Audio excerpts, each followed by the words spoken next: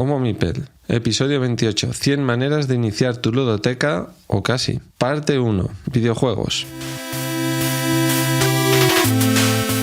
Bienvenidos a la quinta temporada del podcast Homo Mipel. Señalados como azote del hype, yugo de la novedad y martillo de las editoriales, somos un programa sobre videojuegos y juegos de mesa. Quédate un rato con nosotros y te contaremos sobre aquellas maravillas del universo lúdico que más nos han gustado en este programa que ahora comienza. Hola, bienvenido. Estás escuchando Homo Mipel, un podcast en el que analizamos los mejores videojuegos y juegos de mesa que hemos probado. Dejamos a un lado todo aquello que no nos ha impresionado para presentaros tan solo aquellos juegos que merecen la pena. Hola, yo soy Rafa y te doy la bienvenida a este episodio 28 en el que damos un giro radical comparado con nuestro episodio anterior, el número 27, en el que os hablábamos de juegos como Tesla vs Edison, Far Cry 4, por supuesto Pillars of Eternity y otros similares, en los que nos adentrábamos en juegos que creíamos que tenían una calidad indudable y que además convenía conocer a jugadores y expertos. Pues bien, en este episodio 28, que hemos titulado 100 maneras de iniciar tu ludoteca o casi, vamos a hacer una aproximación a uno de nuestros hobbies queridos, el hobby de los videojuegos, desde una perspectiva distinta. Vamos a volver a la base, a lo básico, a lo inicial, a los juegos que te pueden servir para iniciarte en el mundillo de los videojuegos. Que eres un jugón de los juegos de mesa, nos oyes hablar muchas veces de videojuegos y te pica la curiosidad y estás deseando entrar en este universo de los videojuegos que para ti es un poco desconocido, pues escucha este programa porque igual te ayuda a elegir buenos juegos para iniciar una ludoteca de videojuegos. ¿Que eres una persona que ha entrado hace poco en el mundillo de los videojuegos?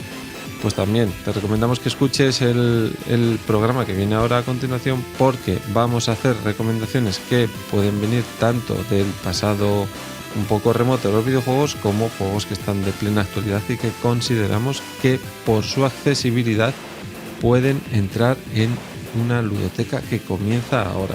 Como os acabo de decir, este episodio estará centrado en el objetivo de iniciarse en uno de nuestros mundillos, en uno de nuestros hobbies preferidos. En este caso, como he advertido al principio del programa, en el de los videojuegos. ¿Por qué hemos dedicado el episodio 28 a la forma en la que podrías crear una ludoteca? Porque hay algunos de los oyentes que nos han solicitado consejo en muchas ocasiones sobre cómo iniciarse, sobre qué juegos comprar para iniciar tanto una ludoteca de videojuegos como una ludoteca con juegos de mesa dentro. Así que hemos decidido poner nuestra pequeña sabiduría en vuestras manos e intentar responderos tanto a los que nos habéis preguntado como a los que nos oís habitualmente sobre por dónde comenzaríamos una ludoteca.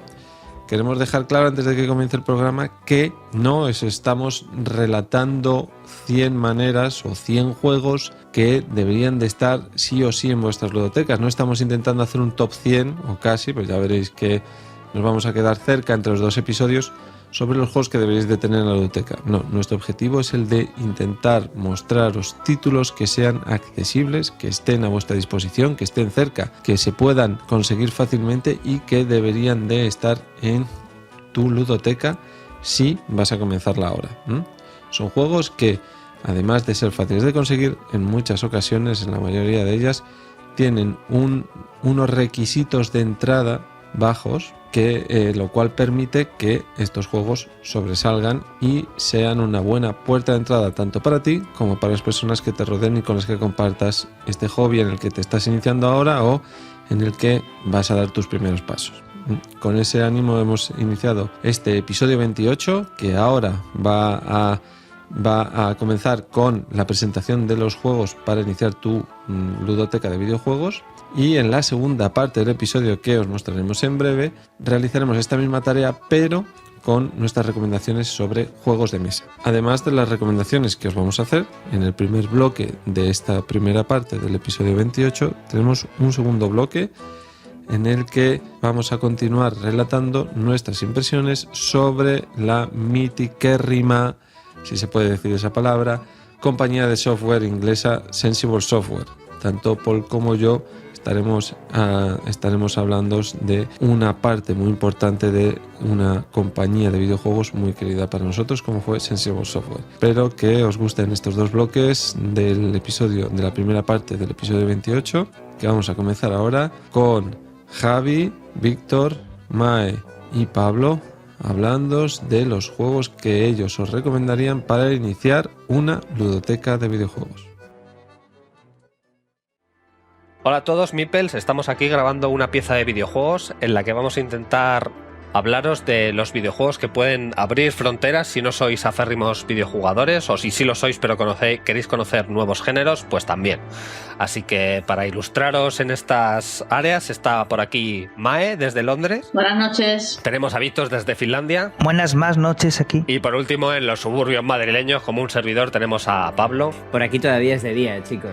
Qué maravilla. El esplendoroso sol. Ahí, sí, vitaminas a tope. Sí, es lo que tienen ser sureños. Hola, Mipel. Estoy encantado de hablar con vosotros. Sí, o sea, si os queréis hacer un poco la idea y conocéis un poco algunos juegos de simulación, pues Pablo y yo viviríamos en el Trópico, Trópico 4, Trópico 5, y Víctor sería algo así como Vanished, ¿no? Exactamente, sí, de este tipo de sitios encantadores. Bueno, pues vamos a intentar explicaros un poco qué es lo que vamos a hacer, porque os vamos a ametrallar vilmente con un montón de información y tenemos el reto por delante de que os sea útil, ¿vale? Entonces, el objetivo de esta pieza es intentar que para la gente que seáis jugadores pero queréis conocer nuevos géneros o nuevas puertas de entrada a vuestro ocio de los videojuegos, o para gente que a lo mejor escucha nuestro podcast porque es mucho más afín a los juegos de mesa, y si eres una persona extraña que escuchas nuestro podcast pero no has entrado nunca al mundo de los videojuegos o juegos de mesa, bienvenido, quédate, porque vamos a intentar engancharte. Así que nuestro objetivo es plantearos una miriada de videojuegos desde un punto de vista de su accesibilidad, ¿vale? Aunque en el preanálisis de esta charla hemos intentado constantemente meter nuestros juegos favoritos, tanto si son extremadamente inaccesibles como si son accesibles, al final hemos llegado a consenso y lo que os vamos a presentar son videojuegos desde el punto de vista de varios géneros distintos que sirven muy bien para iniciarse en dicho género o en general en el mundo del videojuego. Así que espero haberme explicado bien. Compañeros, ¿me habéis entendido? Completamente. Sí, yo te he entendido perfectamente, pero que sepas que yo quería poner todos juegos de los 90, ¿eh? Parece que sigo en los 90. Mae nos quiere ayudar en esta tarea, pero bueno, en general, general como más así. Lo que no sabéis es lo que ha costado llegar a un entendimiento para elaborar esta lista. Sí. Yo temía seriamente dejar de hablarme con alguno, pero bueno, he sido más pacífico de lo que yo pensaba. Hemos puesto líneas rojas y hemos dicho que ningún videojuego de antes del siglo XII. Efectivamente. Y de ahí en adelante hemos construido. Y esas cosas. Y también, ahora que no lo podemos decir, cuando hemos empezado a discutir esto había un Mipel más, pero ha sido eliminado y ya está. Ahora solo estamos nosotros 4. Sí, no era digno. Sí, la selección natural, esto es así. Sí, no, Darwin tenía razón. Bueno, pues sin más dilación, porque este episodio a lo mejor se nos va a hacer un poquito largo, os comento por última vez la estructura. Vamos a plantear un género, vamos a hacer una pequeña introducción sobre dicho género y os vamos a proponer algunos videojuegos de ese género que a nuestro parecer son accesibles, y además os comentaremos cómo podéis haceros con dichos videojuegos, dónde comprarlos, dónde adquirirlos. Algunos serán gratuitos, otros no, así que vamos allá. Y para empezar vamos a hablar de uno de los géneros más fetiches aquí en Homo Meeple, que es el género de los juegos de rol. Así que, por ejemplo, Pablo nos va a hacer una pequeña presentación de qué son los juegos de rol. Bien, señores, los juegos de rol desde un punto de vista académico e intelectual son aquellos juegos que tienen un recorrido en horas bastante amplio, suelen durar unas 40, 60 horas. Si no quieres liarte con asuntos de side quest, pero vamos, la trama principal digamos que ronda esas horas. Tienen siempre un componente de elección y personalización, donde tú realmente puedes decidir qué ser dentro de ese mundo, qué avatar va a recorrer ese mundo. Y suele combinar varias mecánicas de exploración, combate, fabricación de elementos, este tipo de cosas. En mi opinión, el género rey, hablando desde un punto de vista del corazón, evidentemente es el género supremo y cualquiera que no haya jugado un juego de rol en su vida no es digno nunca. Así que por favor, id al baño y cortaos el gañote. si no habéis jugado un juego de rol. Son juegos en los que en la mayoría de los casos hay que leer. Sí, lectura comprensiva, sentimientos, hay que tener corazón. Sí. Porque normalmente se basan en tu interacción con el mundo y normalmente en cómo interactúas con los personajes del mundo. Tienes personajes a los que no hay que matar, como en otros géneros, sino que tienes que hablar con ellos y te van a dar misiones. Y también tiene una tendencia a hacer un sesgo, no diría, probablemente el 80% sean entre ciencia ficción y fantasía. Más fantasía que ciencia ficción, así que si quieres te vas a encontrar armas, matar princesas, dragones y hechizos, magia, todo ese tipo de cosas que uno esperaría de una buena novela de la Dragonlance. Efectivamente. Y a ver, en general, ¿a quién se le ocurre? ¿Por qué alguien que no ha sido consumidor de este género debería serlo ahora? ¿Cuál es la puerta de entrada? ¿Qué va a encontrar? ¿Qué no ha encontrado antes? A ver, en mi opinión, debería ser consumidor de este género aquel que haya empezado por otros géneros y note cómo poco a poco esos géneros se le están quedando pequeños, no son suficientemente narrativos, extensos, profundos, como para que lleguen a satisfacerlo ahora que tiene un rodaje en videojuegos. Es el momento de saltar al rol. Un pequeño detalle sobre estos juegos, en general, suelen ser bastante intimidantes. Cuando te sentas a jugar, te das cuenta que no estás delante de un Candy Crush, que tienes un mapa enorme, que tienes un montón de cosas por hacer, un montón de cosas por fabricar que requieren 5 pasos hasta que las fabricas. O sea, al principio te vas a sentir un poco intimidado, pero como recompensa, como dice Pablo, tienes que, si un juego normal se te está quedando pequeño, pues en este puedes conseguir la profundidad que ya puedes que estás buscando. Yo diría que si eres un lector de fantasía o de ciencia ficción y eso está entre tus aficiones favoritas, vas a encontrar historias muy increíbles en las que vas a tener la oportunidad de participar. Así que si lo tuyo es la Dragonlance o la ciencia ficción, probablemente aquí encuentres una oportunidad de conseguir seguir muy buenas historias. Totalmente de acuerdo, Mae. Y si no sabes lo que es la Dragonlance, tampoco eres digno y tienes que investigar y leértela entera, toda. Vale, bien, pues dicho esto, yo creo que hemos intentado abrir la puerta de qué puede ser el género del rol. En general, juegos bastante exigentes, pero que con una suficiente inmersión para que el juego te guste al cabo del tiempo. Nuestras recomendaciones. Venga, ¿quién comenta cuáles son los títulos que recomendamos en este género? Pablo mismo. Os comentaré cuáles son nuestras recomendaciones para el género del rol. Para empezar, y es un más absoluto, Final Fantasy del 6 al 10. Bien, mis compañeros probablemente os dirán que cualquiera de ellos es válido. Yo os diré que no, son todos válidos y es un más jugar absolutamente. Tened en cuenta que son autoconclusivos, de tal manera que no tenéis que jugarlos en orden. Podéis empezar por el 10, luego pasar al 8, jugar al 8, el 8 es fundamental, jugar al 8. Y al 6. Sin ningún problema de que os vayáis a liar en la historia ni nada por el estilo. Podéis conseguirlos en Steam con bastante facilidad, son 100% fáciles de conseguir. También para PlayStation, han salido en algunas plataformas de Nintendo, el 13 ha salido también en Xbox, bueno, digamos que hay bastantes maneras de conseguirlo. Y más o menos están a unos 7 euros, por tanto hay muy pocas excusas para no jugar. Son unos juegos en los que Final Fantasy es, si te gusta un mundo de fantasía, totalmente inmersivo, millones de hechizos, magia, historia, personajes, muertes dramáticas, es tu historia. Totalmente de acuerdo. Y son muchas horas, ¿vale? Puedes tirarte aquí 100, 120 horas si quisieras. Yo tengo creo que 120 con el Final Fantasy X, así que te puedes dejar la vida en ellos. Bien, después tenemos una versión más occidental, el glorioso Mass Effect, jugada toda la saga. Es totalmente accesible, tanto en Steam tenéis los primeros como en Origin podéis conseguir el 3 y luego hay packs maravillosos donde también podéis conseguirlos todos. Es 100% fácil de conseguir, aquí tampoco tenéis ninguna excusa. Y este ha salido en todas las consolas de la anterior generación y para PC, por tanto por unos 10 pavetes tenéis cada uno y hay packs que son mega baratos. Así que aquí tampoco tenéis mucha excusa. Comentar que estos juegos son de la vertiente de la ciencia ficción, que suele estar menos tocada que la fantasía en el género del rol y absolutamente recomendable. Si habéis jugado a juegos de disparos estilo Counter-Strike y demás y queréis pegar el salto, pues este será vuestra elección. Sí, porque a diferencia de otros, que es como el Final Fantasy, que suelen ser por turnos, este es totalmente de disparos y en tiempo real. Y pide una gran ovación para el glorioso Baldur's Gate. Bien, Baldur's Gate, tanto el 1 como el 2, es un juego must absoluto. También podéis conseguirlo en Steam o en tablets. La versión de tablet la verdad es que está bastante bien adaptada. Y es también muy barato.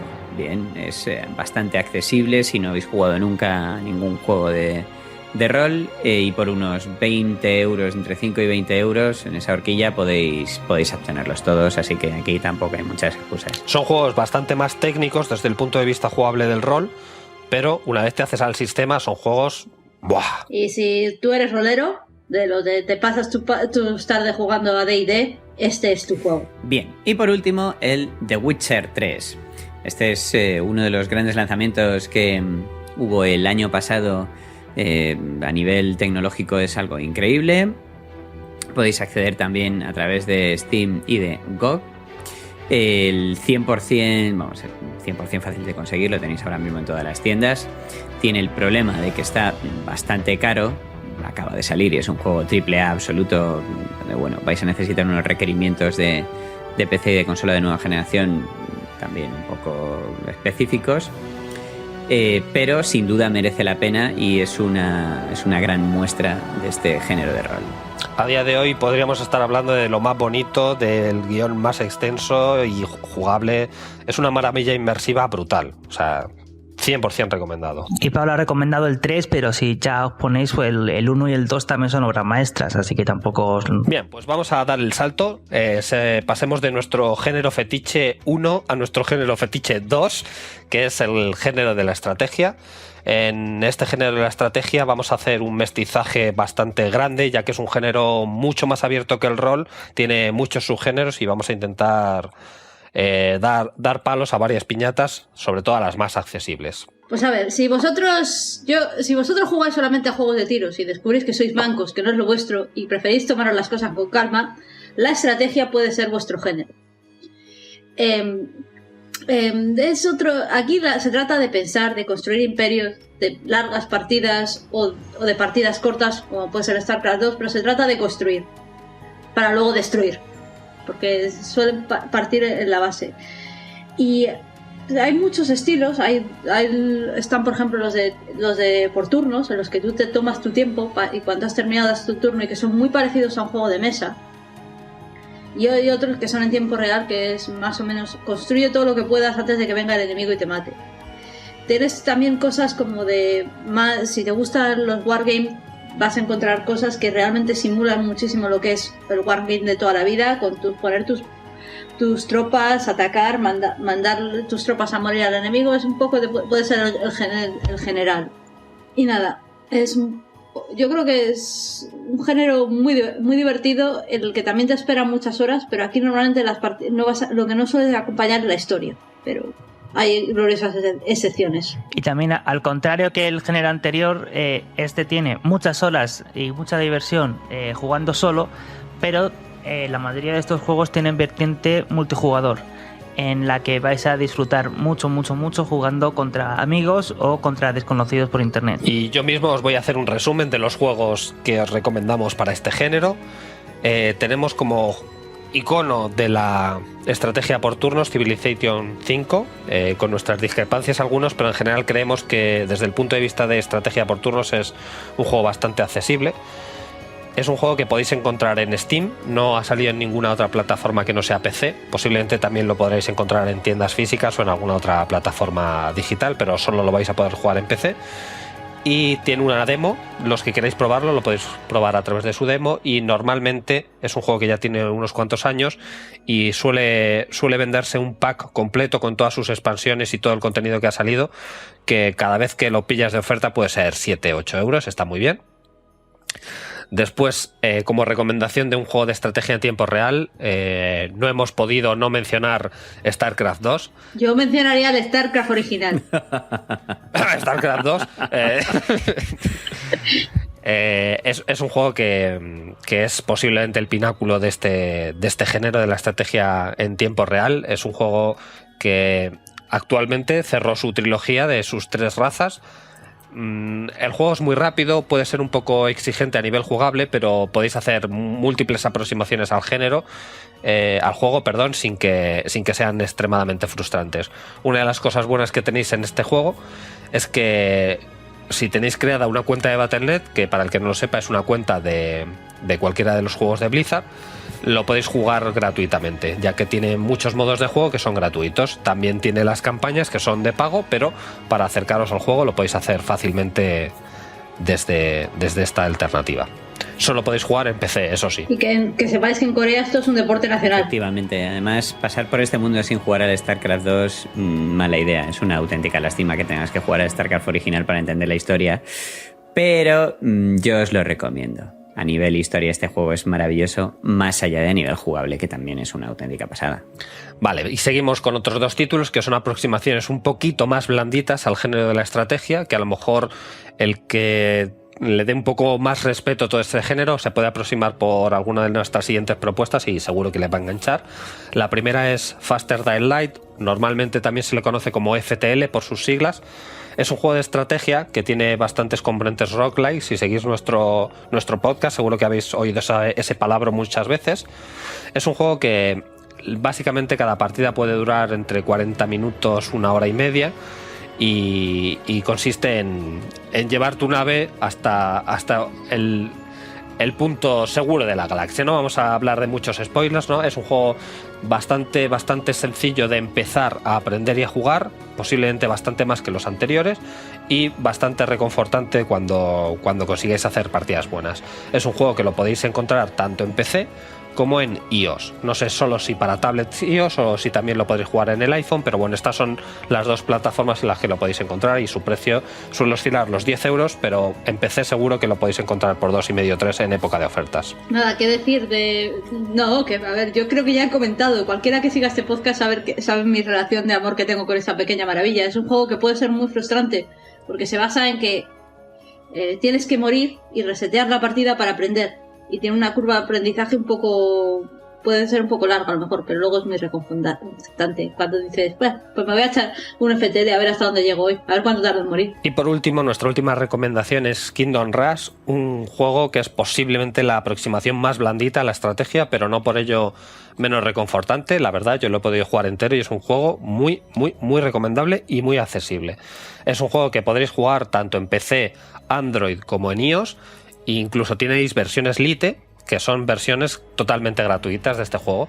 El juego responde al subgénero de Tower Defense o defensa de torres y tiene un apartado visual precioso, la verdad. Si queréis hacer la primera aproximación al género, pero os da un poquito de miedo porque pueda ser algo demasiado complejo, este juego es la mejor puerta de entrada. Sin duda, a mí este juego me ha conquistado desde el principio. Es un juego realmente bonito, artísticamente muy interesante, que tiene una curva de aprendizaje muy friendly, aunque luego supone un reto, y hacerse todas las misiones secundarias también es un reto bastante interesante. Y os va a enseñar desde el principio qué es realmente un juego de estrategia. Creo que quien nunca haya tocado uno debería empezar por aquí. Bueno, pues saltamos ya del género de la estrategia y pasamos al tercer género. Este es un género amplísimo en el que cabe casi cualquier cosa y es el género de la aventura.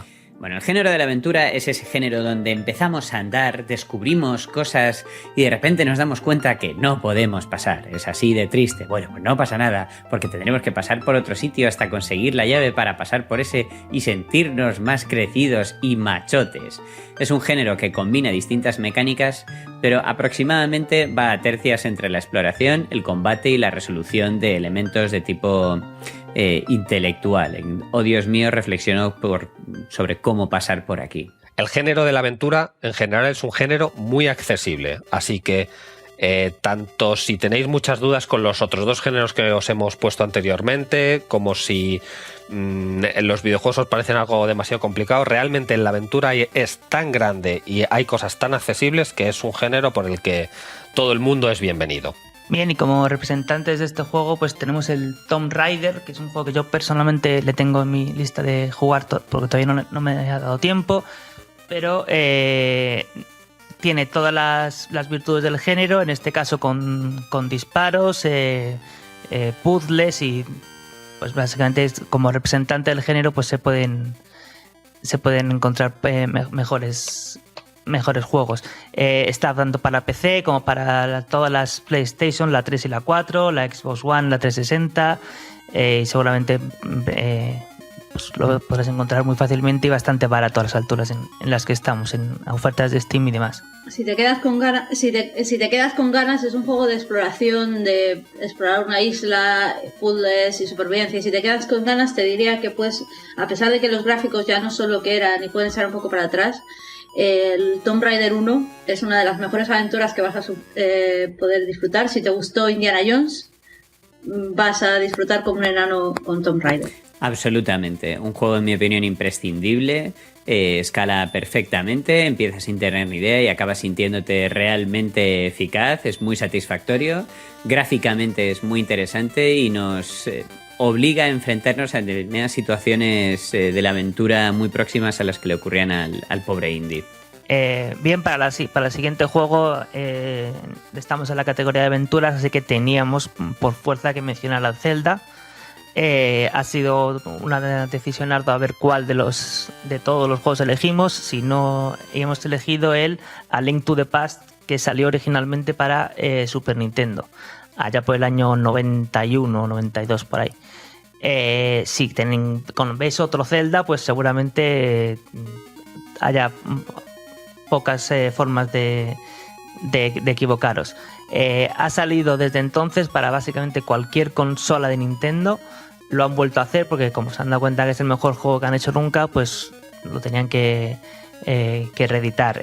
Ahora mismo hay una reedición para 3DS, que lo han rehecho con alguna que otra mejora incluso, y bueno, pues se puede ir poco. Lo único que si no os queréis ir a emuladores, solo lo tenéis en consolas de Nintendo. Sí, como bien ha dicho Víctor, Zelda es una saga con la que es casi imposible equivocaros, pero si tenéis muchísima curiosidad y queréis equivocaros, tenéis Phantom Hourglass y Spirit Tracks. Sí, sin duda imprescindible, señores. Por favor, tocad este género, aunque solamente sea la introducción, pero ya tendréis en vuestras manos un trocito de historia de los videojuegos que, en mi opinión, es imprescindible, aunque solamente lo juguéis media hora, pero debéis probarlo. Bien, luego tenemos otra sección del género que son, digamos, las aventuras más enfocadas en la historia, y el representante más, en algunos llaman aventuras gráficas, y uno de los que ha puesto el género patas arriba es la empresa Telltale, y como mejor representante del género pues se nos ha ocurrido el Walking Dead.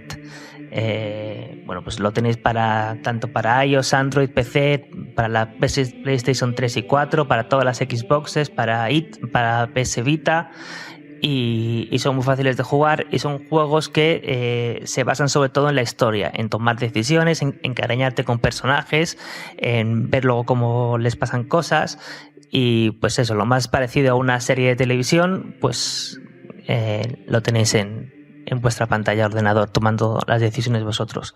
Incluso el primer episodio creo que lo puedes conseguir gratis, y si no es gratis pues será a como mucho 5 euros, porque se vende episodio por episodio. Así que pues eso. Y si queréis, si en vez de la cosa de los zombies pues no os gusta, pues hay otros juegos de game, por ejemplo de Juego de Tronos y de Regreso al Futuro, por ejemplo, que os van a gustar, seguro. Bien, yo estoy totalmente de acuerdo. Telltale es una productora que me encanta, que ha conseguido llevar la narración incluso más novelada a los videojuegos.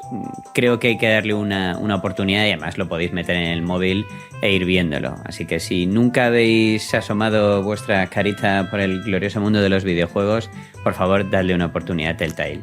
Bien, y luego por último tenemos que mencionar un juego que no sabemos muy bien en qué categoría ponerlo, pero desde luego tenía que estar en nuestra lista, que es la saga Portal.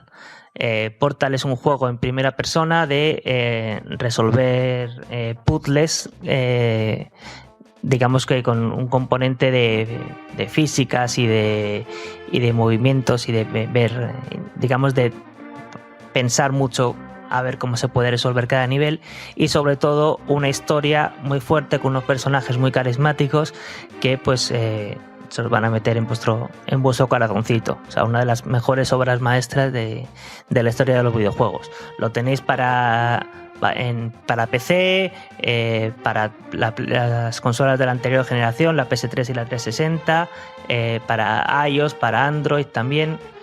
Vamos, hay pocas formas de equivocaros con este juego. La verdad es que es un juego que es muy cortito y maravilla lo capaz que es en ser único en múltiples aspectos. Es muy difícil describir este juego, pero vamos, jugadlo. Sobre todo el 1 se puede jugar en 2 o 3 horas, y son 2 o 3 horas que merecen la pena casi tanto como vuestra película favorita. Vale, pues cerramos el género de la aventura y vamos a dar el salto a un género que hemos llamado sandbox, pero que realmente no es sandbox, porque hemos metido de todo, así que hemos usado el género sandbox como una caja de arena para meter lo que nos ha dado la gana. Ahí está, qué poético, Javi, me encanta. A ver si algún alma valiente, como Pablo por hablar, nos explica qué es esto del sandbox. Bien, el sandbox es relativamente sencillo de explicar en 3 palabras, pero imposible de explicar en 20. Es decir, haz lo que quieras. Muy bien explicado. 20 palabras es algo más complejo. Vamos a ver. Consiste en un juego donde realmente hay tantísimas posibilidades de hacer determinadas cosas que tu experiencia como jugador es imposible que sea igual a la experiencia de otro videojugador. Puedes tener tantas posibilidades y en ocasiones tan abrumadoras que una partida es muy difícil que sea igual a otra. Depende mucho de tus prioridades, de tu manera de jugar, de tu forma de enfocarlo. Son tantas las actividades que en ocasiones te pierdes. Además, nosotros con este saco para meter los sandbox hemos querido ampliar un poco el concepto y meter casi cualquier juego en el que te puedas perder. Justo eso último que decía Pablo era lo correcto. Juegos en los que puedas jugar durante mucho tiempo seguido, jugar, rejugar, hacer cosas totalmente distintas. Son auténticos sumideros de tiempo. Sí, o Momipel no se hace responsable de todas las horas que vayáis a perder y de las perspectivas de vida que perdáis por querer jugar a estos juegos. Efectivamente. Correcto. Probablemente cada uno de estos juegos sea el equivalente a 1 grado y 3 másters universitarios. Vosotros decidís formación o jugar. Nosotros lo tenemos claro. O una condena por asesinato, así que Mipels que estáis ahora mismo en el trullo, os recomendamos esto, no, sin duda, yo lo haría. Bueno, pues en primer lugar vamos a hablar de uno de los juegos, yo creo que más accesible y uno de los juegos que más ha salido de la historia. Se trata del Minecraft, probablemente un juego, es un Lego con bloques y cubitos. Maravilloso, en el que te pones ahí, si te gusta construir, te puedes construir tu mundo. Si lo que te gusta es explorar el mundo, pues te pones a explorar el mundo. Y tiene una mecánica de conseguir recursos. Algunos son más difíciles, otros menos difíciles. Y es increíble.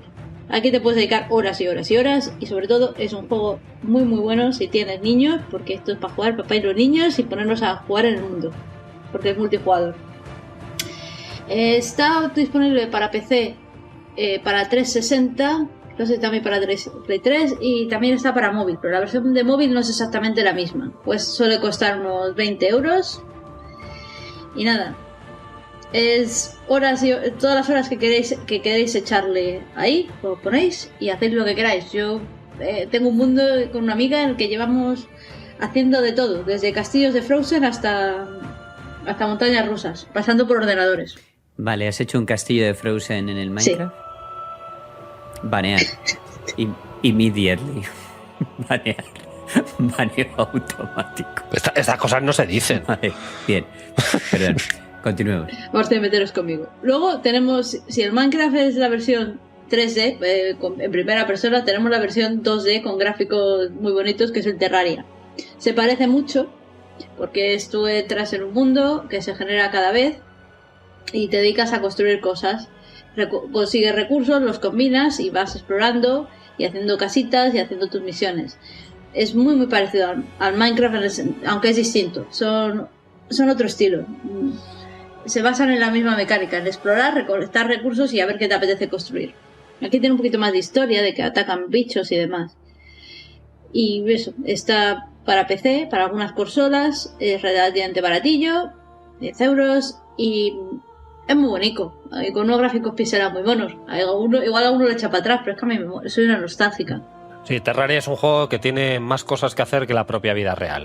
Si tú ves toda la combinatoria de cosas que se puede hacer en la vida real, Terraria gana. Incluso incluyendo en la vida real jugar al Terraria. Exacto. Aún así, Terraria tiene más. Bien. Bien. Ahora, ya dejemos los Legos y ahora vamos a dedicarnos a los juegos de perder horas y horas y horas.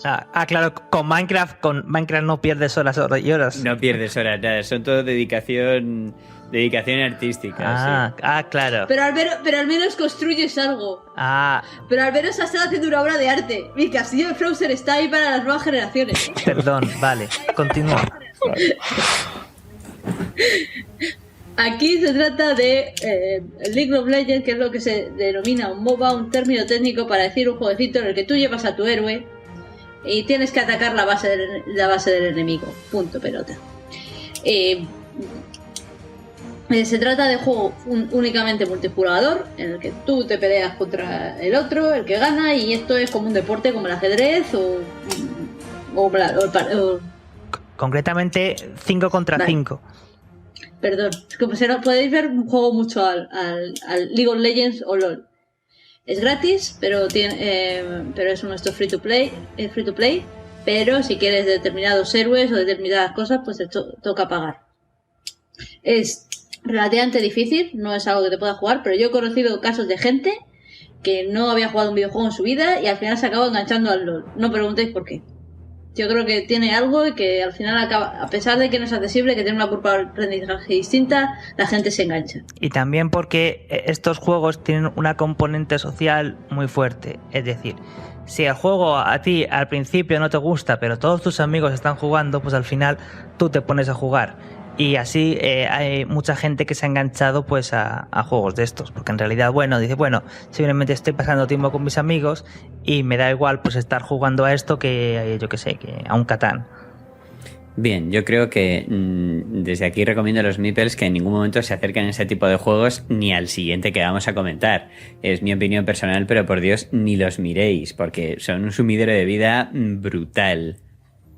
El siguiente que vamos a comentar es la madre de todos los más MMOs, que son los juegos de rol, pero que pensados para ser jugados masivos y online. Es decir, que en lugar de jugar tu historia, te conectas a un servidor donde hay mucha gente y haces las quests con tus amiguitos. Suelen ser mundos enormes y tienes para hacer cosas para 5 años. En este caso se trata del World of Warcraft, creado por Blizzard, basado en el mundo de Warcraft.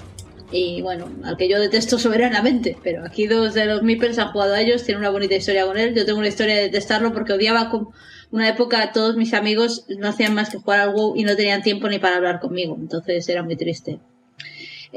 Solamente está disponible para PC y nada, en principio tienes que comprarlo y todas las expansiones, pero si solo quieres probarlo tienes un starter pack que puedes hacerte creo que hasta nivel 20, una cosa así, probar un poquito a ver si te gusta, y si no, ya digo, no solamente que es un juego que tienes que comprar, sino luego además tiene una cuota mensual.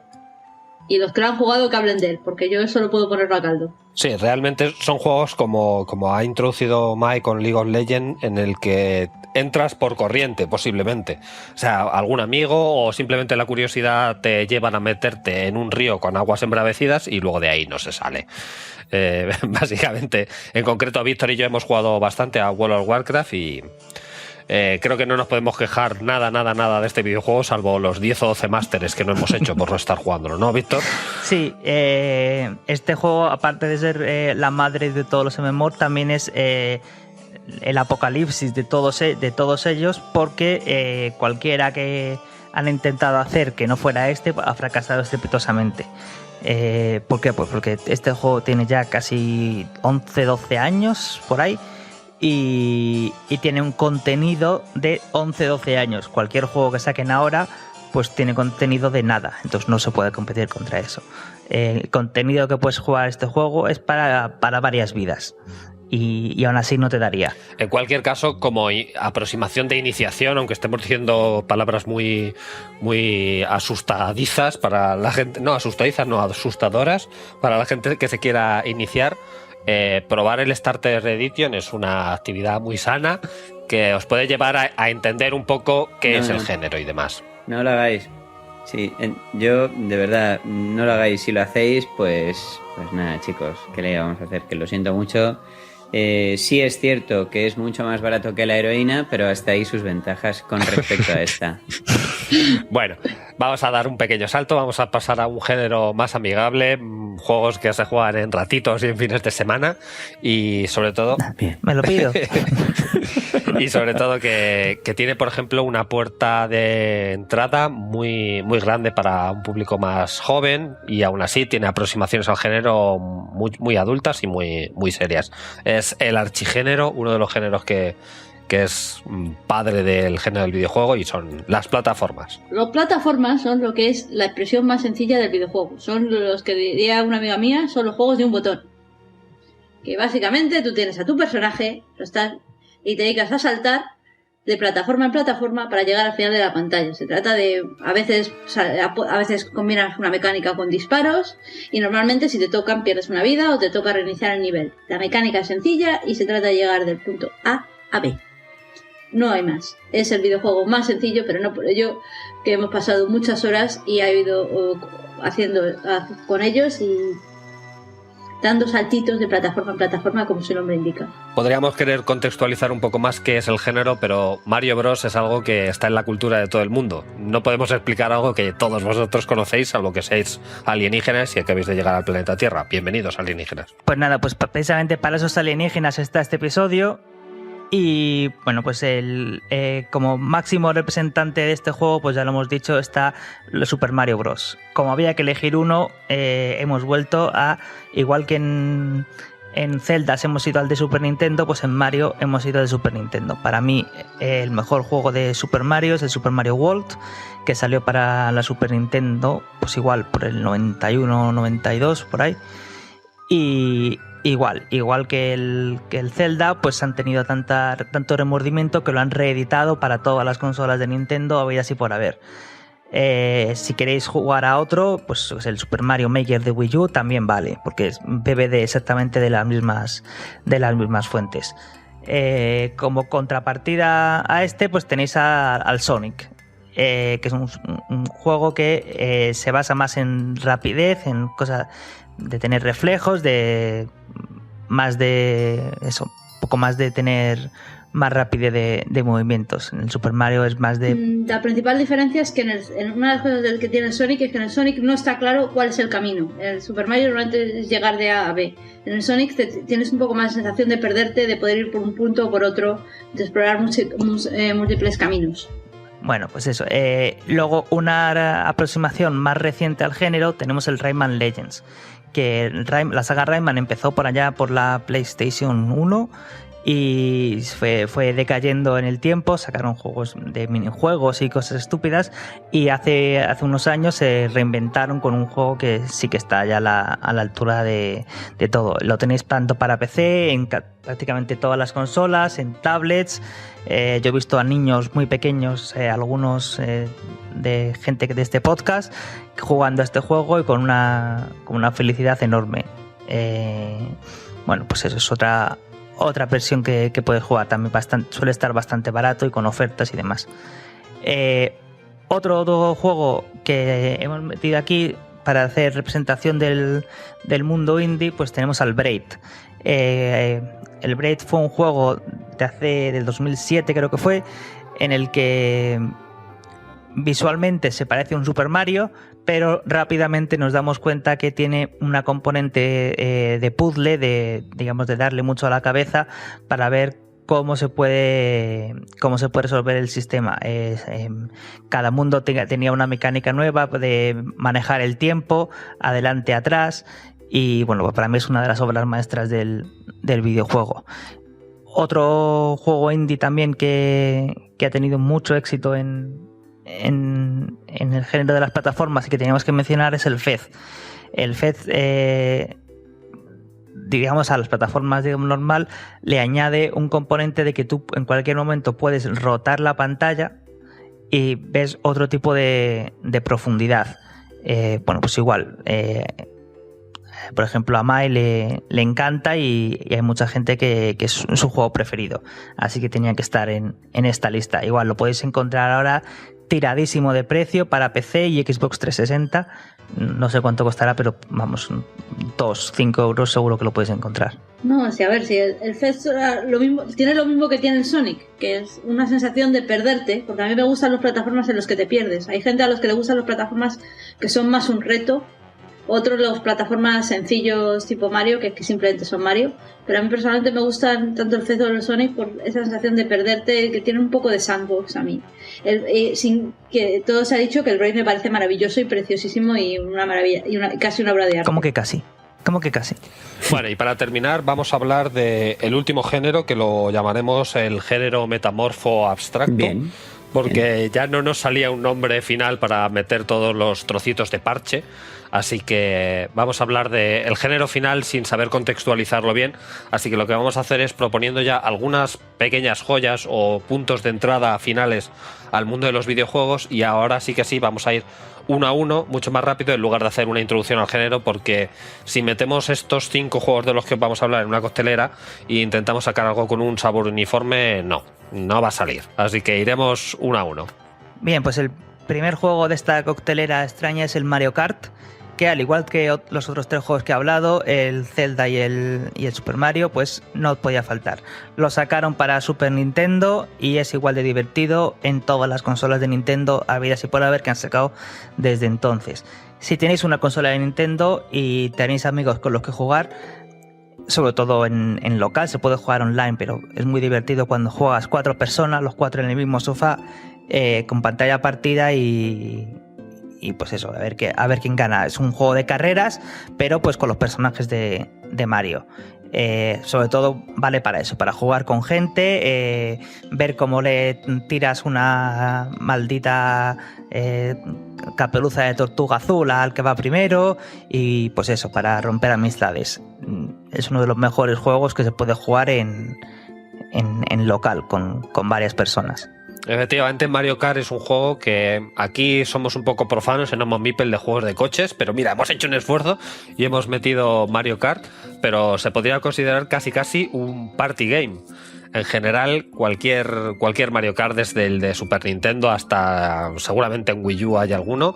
Sí. Todas las consolas de Nintendo han tenido, así que si os gusta, es una puerta de acceso muy muy fácil al género del videojuego, porque las carreras son rapidísimas, divertidísimas. Aunque vayas perdiendo, puede pasar cualquier cosa mágica y ponerte en cabeza rápidamente. Sí, a la gente que quiera un simulador de coche súper sesudo y súper realista, no. ¿Vale? Sí, esto es un juego para reírte. Bien, punto. Para todos aquellos que han visto Deadpool, este es el elemento adecuado para desbloquear el gen mutante en vuestras novias, ¿vale? Por favor, hacedle jugar al Mario Kart y ya veréis cómo de repente les encanta, de repente todo es monísimo, todo tiene colores y sin daros cuenta estaréis viendo con lágrimas en los ojos a vuestra novia jugar a la consola. Un último apunte sobre Mario Kart. A mí varias veces en este podcast me habréis oído la troleada de decir que Alundra es el mejor Zelda que existe. Pues otra frase que yo suelo decir es que Crash Bandicoot Team Racing es el mejor Mario Kart que existe. Pero bueno. No lo acepto y no borra eso. O sea, será un debate para el futuro.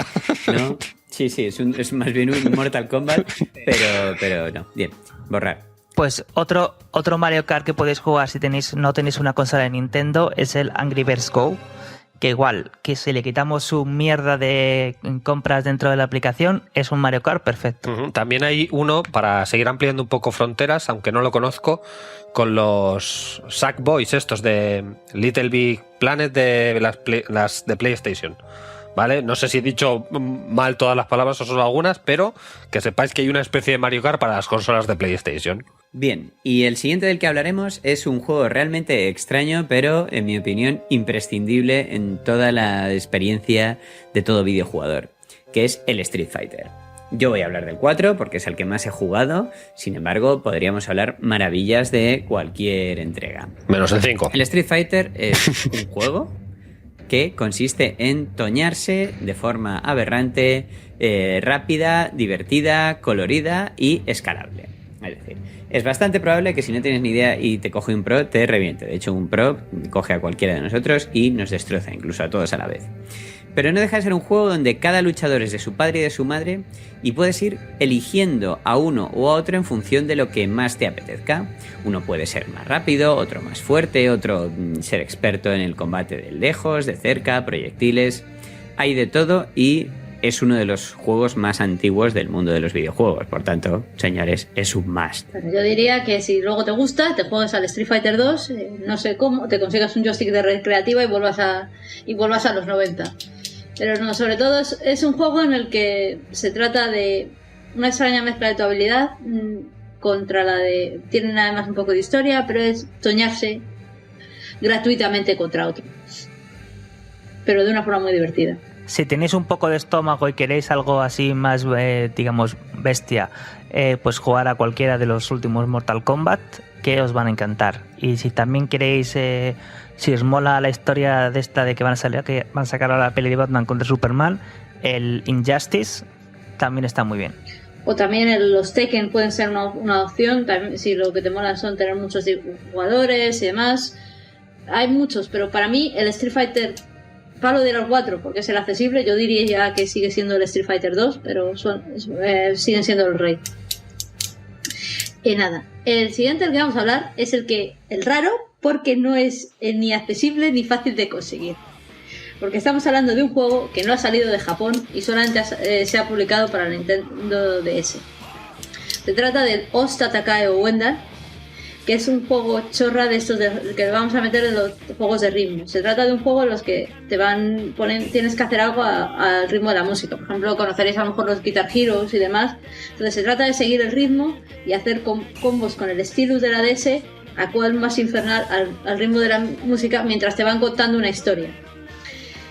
Divertidísimo, e incluso la historia es tan visual, tan tipo manga, que incluso sin idea de japonés, créanme, os acabáis enterando de lo que pasa. Hay una versión occidental que es el Elite Agents, que en lugar de tener música japonesa tiene música más occidental, que está también muy bien. No está tan bien como el original, pero vamos, es una de las cosas más divertidas. Yo solamente deciros que yo me compré la DS solo por ese juego.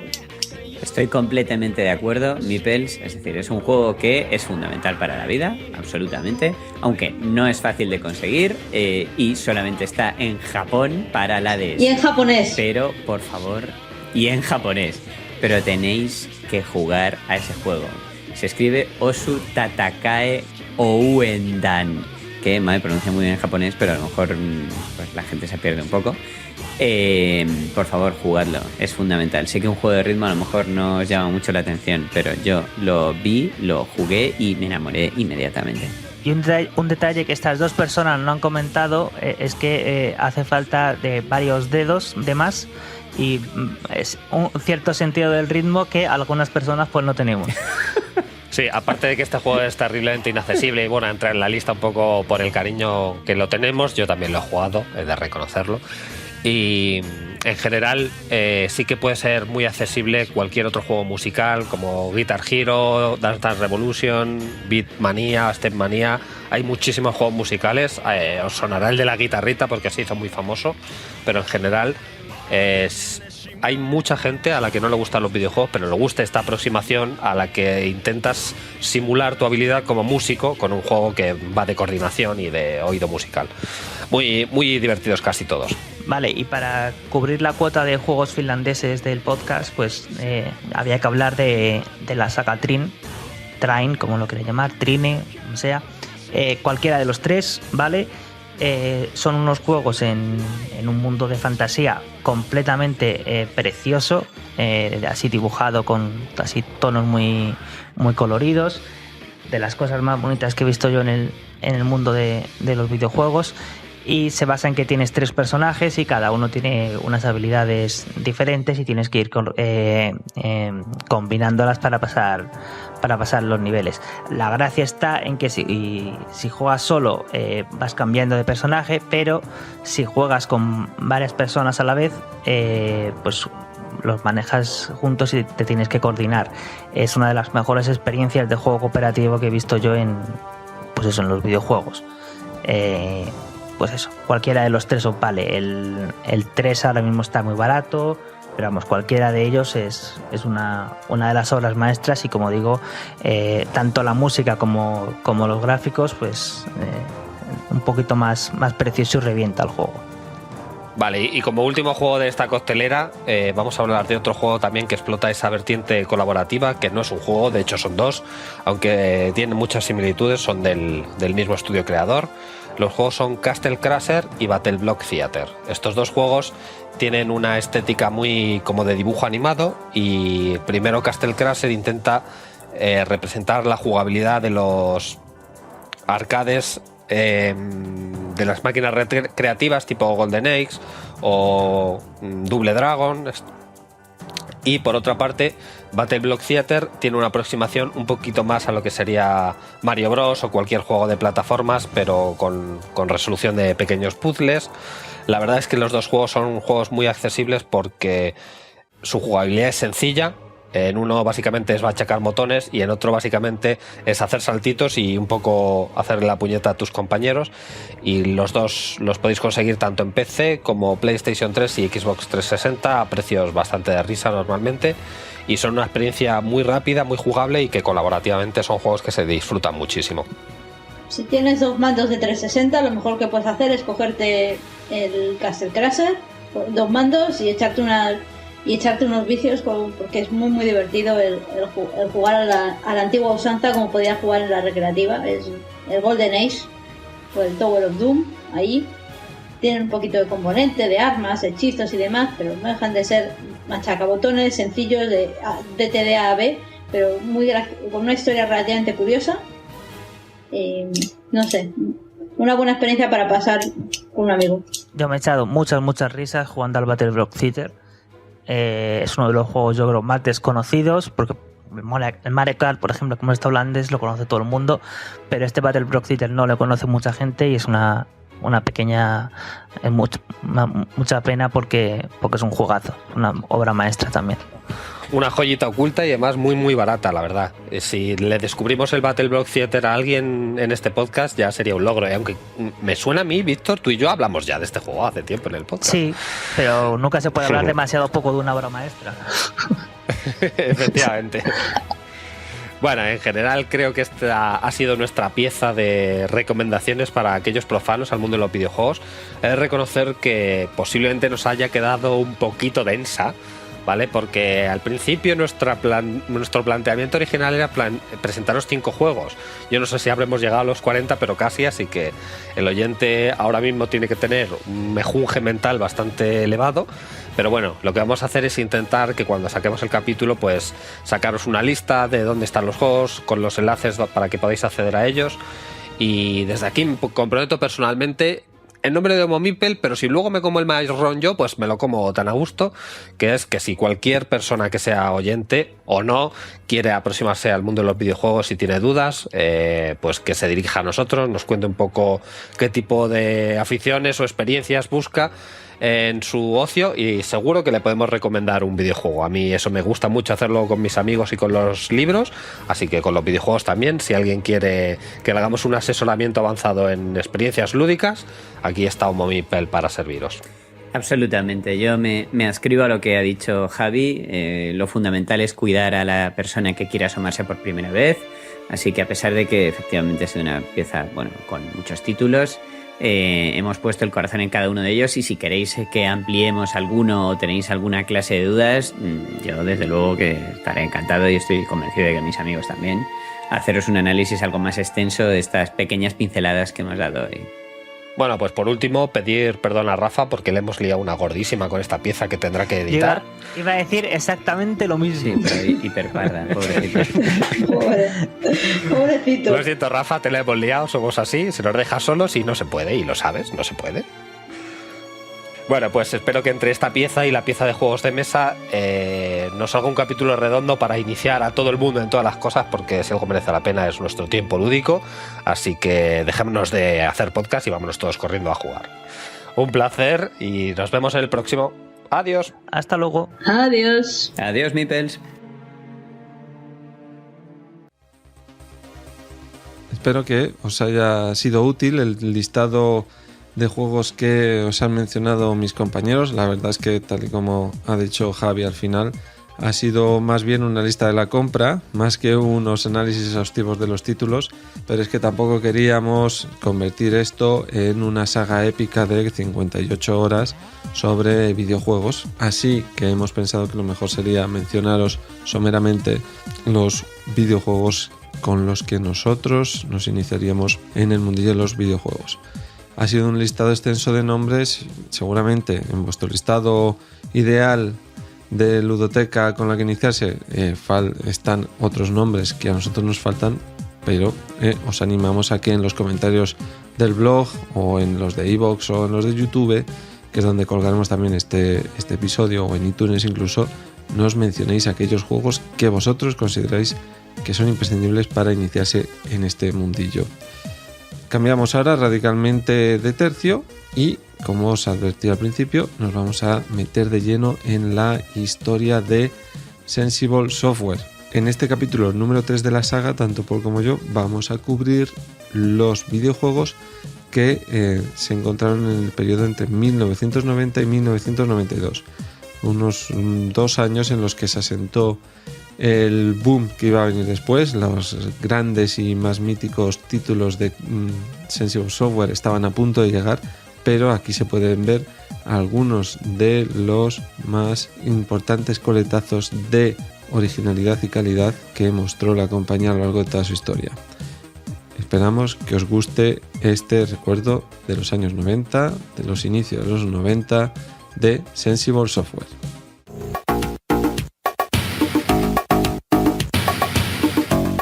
¿Qué tal, queridos Mipels? Bienvenidos una vez más aquí a estos episodios, a estos especiales que estamos haciendo sobre Sensible Software.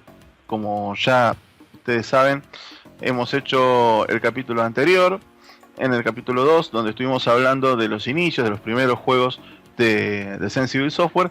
Y hoy, en este capítulo número 3, que hemos llamado Megalómanos, vamos a hablar de otros juegos también avanzando en orden cronológico de esta mítica compañía.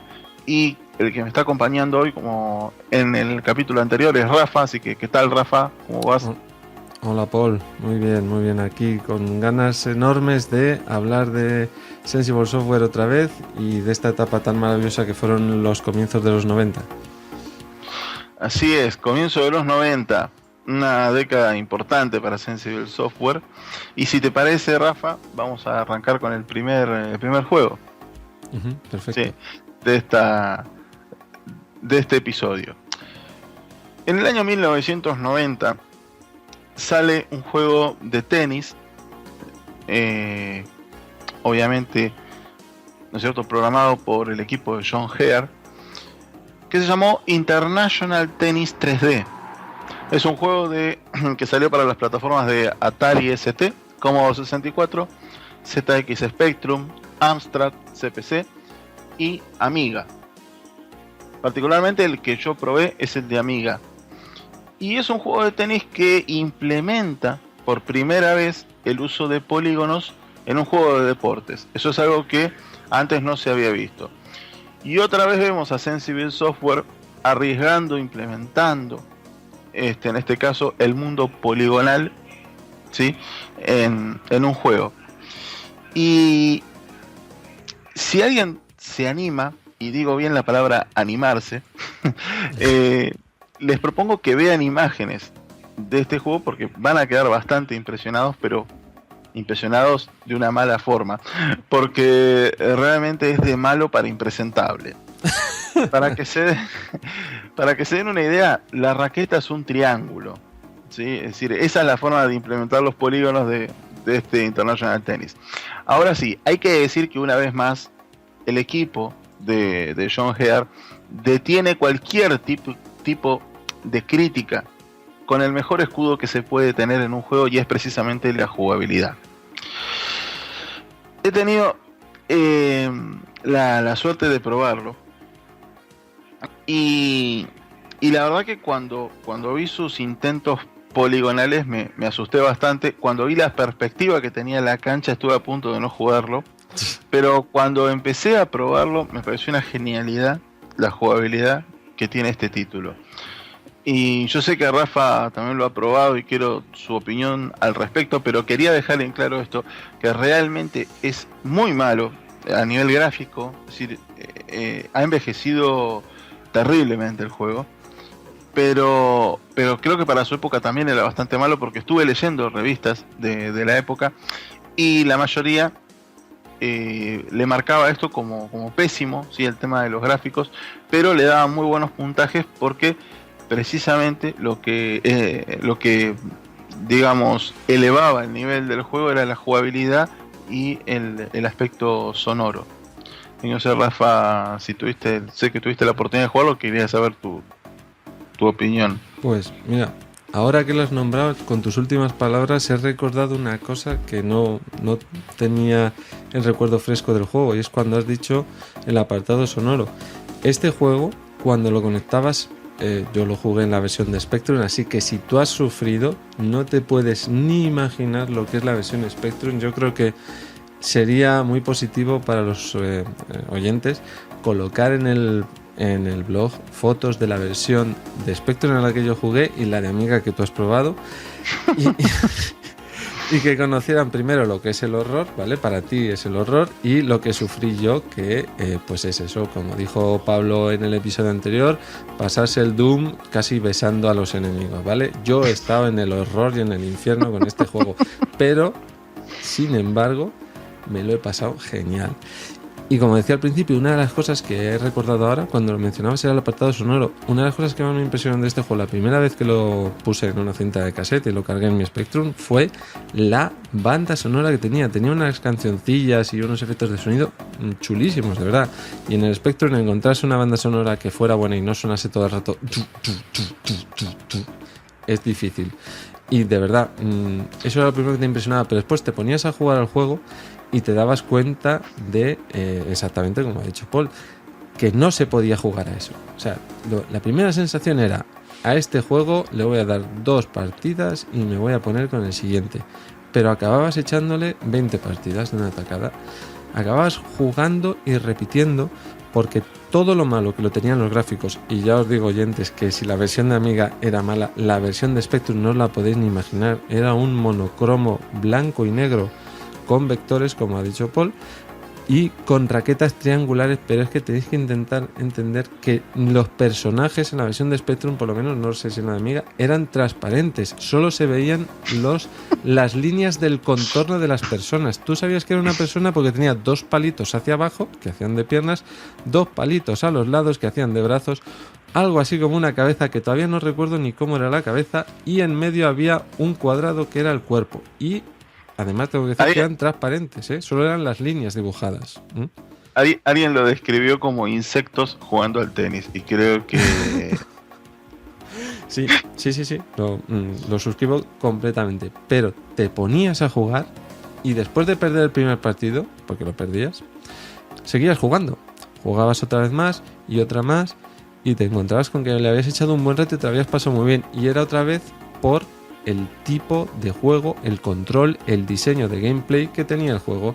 Y es que en esta ocasión, por lo menos en la versión de Spectrum, corrígeme Paul si en la de Amiga había alguna variante, tú no manejabas realmente al jugador, eso ya hubiera sido el suplicio total, sino que el jugador se colocaba automáticamente en la dirección donde iba a ir la bola y tú te encargabas de ejecutar el golpe con la raqueta. Y de esa forma ibas devolviendo la bola al contrario. Además, en los niveles, en la versión de Spectrum había varios niveles de dificultad. En los más bajos tenías una especie de puntero señalizador, como un cuadradito que flasheaba y que te indicaba cuándo era el momento óptimo para golpear a la bola. Sí, era un juego de timing. Era un Exacto. juego de timing. Yo no sé si digamos, si tiene la oportunidad de los oyentes, hay un juego que se llama Stick Tennis, que hay una serie de juegos de deportes que son Stick y el deporte, que es para Android y está también en... yo lo jugué primero que nada en internet, de tipo un juego de web browser. Y es así, o sea, el jugador se mueve solo y vos haces el timing de cuándo le va a pegar a la pelota. Y era así este juego, básicamente era así. Y hay algo que quería remarcar de lo que vos ya comentaste, Rafa, que es sobre el tema de la música, que la música la hizo Martin Galway, que en el primer episodio de estos que estamos haciendo, yo lo mencioné como un integrante más de Sensible Software, que hizo la música de muchos juegos que realmente ha pegado muchísimo la música en los juegos de Sensible Software, como fue el caso de Micro Pro Soccer, que también él había hecho la música. Pero sí, lo que decías, era un juego donde se manejaba solo el jugador y uno tenía que manejar el timing de cuando le pegaba. Pero aparte, pues si vos te fijas si uno ve cómo se ve la cancha, se ve como en una suerte de perspectiva isométrica. No sé si hay alguien que está por ahí que tiene una idea de lo que estoy diciendo en cuanto al yo esto lo vi en dibujo técnico en el colegio, no sé, la perspectiva isométrica, ¿no? Es decir, se veía así la cancha. Entonces era imposible jugar un juego de tenis tradicional con ese tipo de vista. Había que sí o sí hacer algo como lo que resolvió esta gente, que era que el jugador se movía solo, porque si no iba a ser difícil, iba a ser confuso mover el jugador en una cancha con ese tipo de perspectiva. También había la posibilidad de cambiar la perspectiva, ¿eh? O sea, no... si tenías la desgracia como yo, y lo voy a confesar porque creo que habrán pasado, ¿qué? estoy haciendo cuentas, 26 años.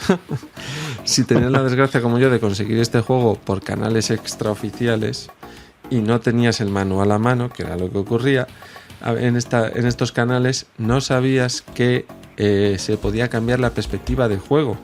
Podías darle para ver el campo de distintas formas, pero al final daba igual. Creo que había 4 o 5 perspectivas, no me acuerdo, pero al final daba igual. O sea, si la perspectiva 2 era mala, la 3 era peor, la 4 era horrible y la quinta pues era para irte al cementerio con ella. Entonces al final acababas consiguiendo colocar la cámara en la de siempre, en la de que tú estás abajo y el contrario está arriba, y así jugabas.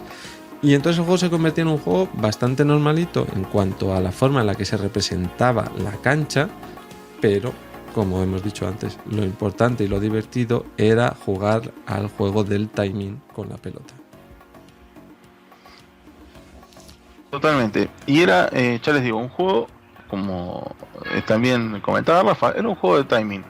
Hoy la representación más inmediata que tengo, la referencia más inmediata, es el Stick Tennis, que no sé si Rafa vos lo conoces, pero totalmente, es este juego. Si lo ves, es este juego, obviamente modernizado, ¿no? Por supuesto, pero me refiero a que era timing, nada más, simplemente timing.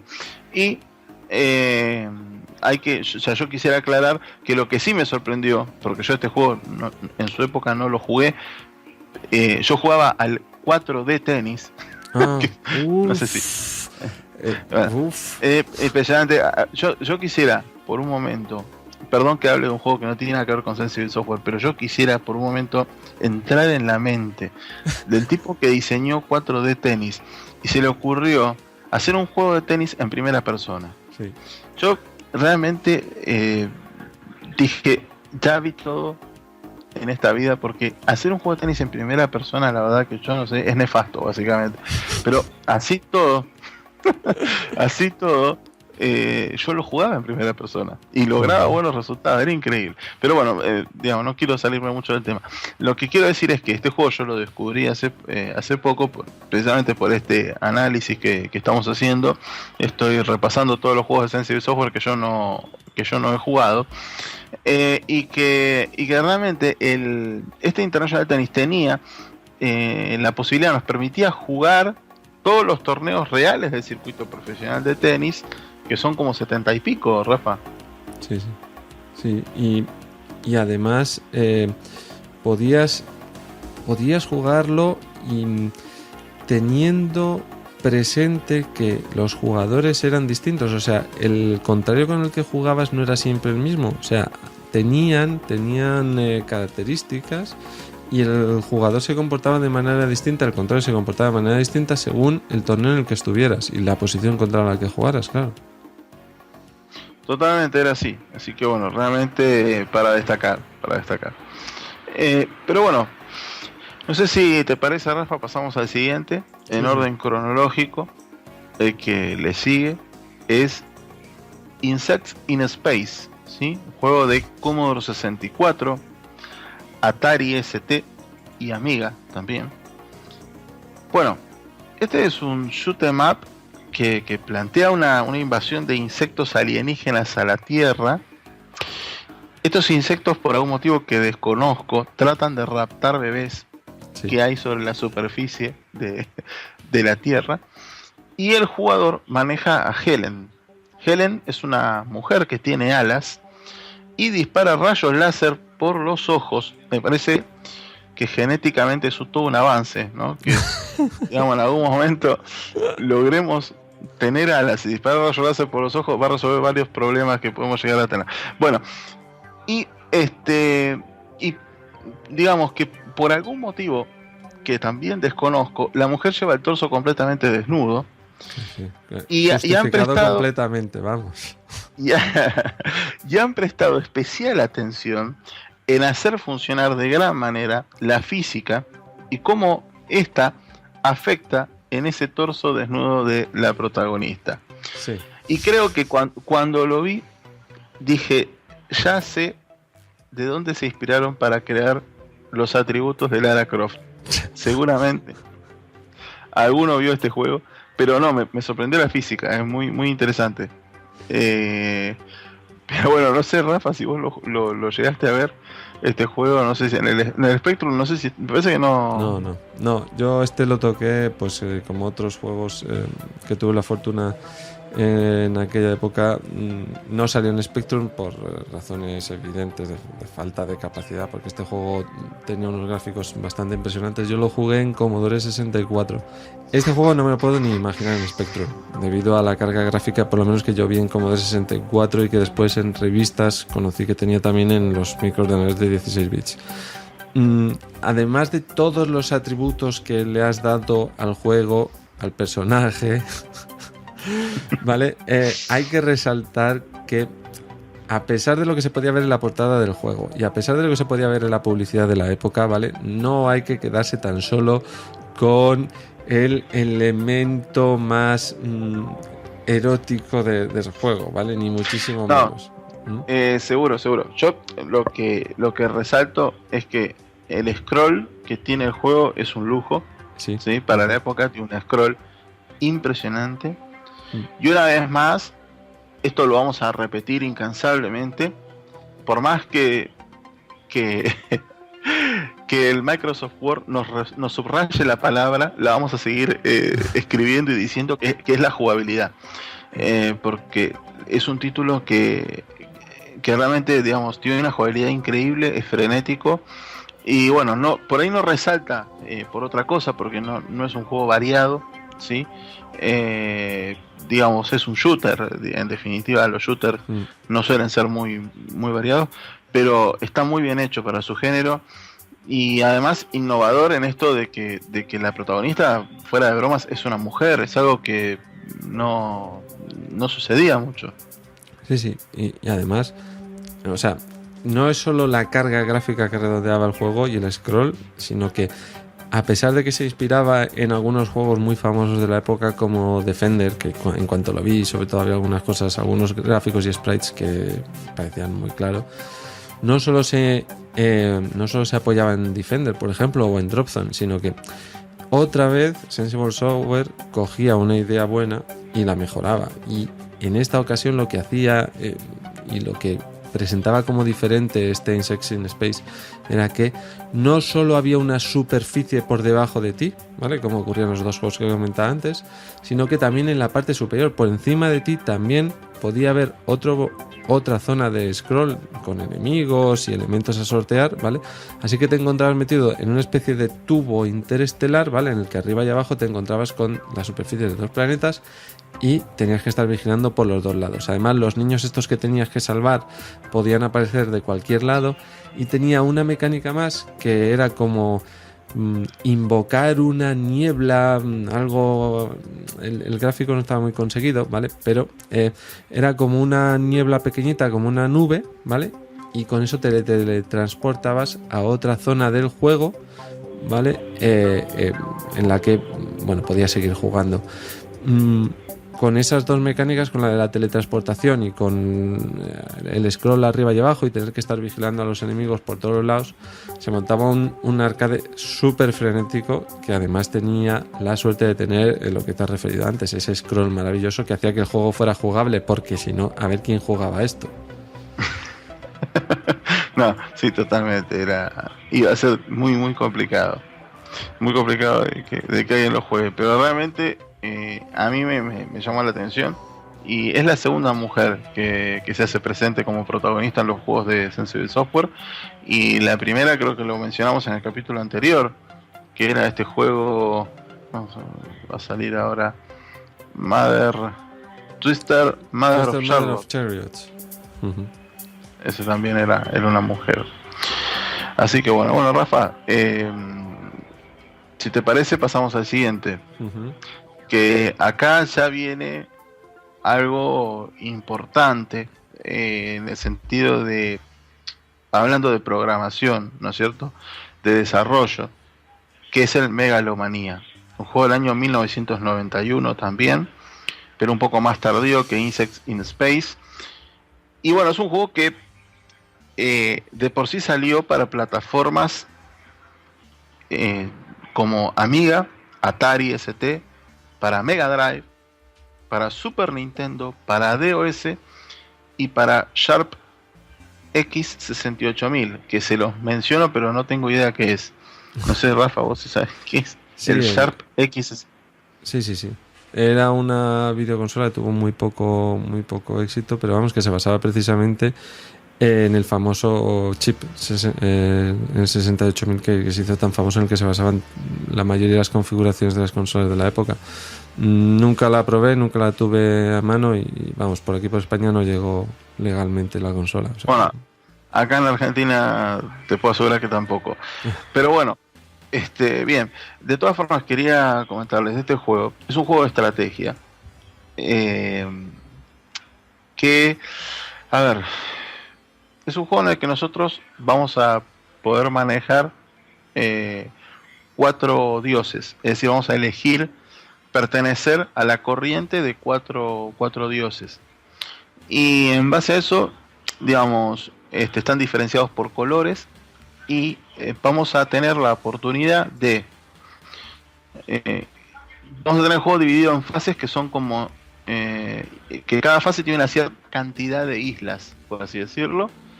La primera fase creo que son 2 islas, y a su vez esas islas están divididas en cuadrados. Entonces la primera isla son 2 cuadrados. Entonces en un cuadrado vamos nosotros y en el otro va el dios al que nos estamos enfrentando.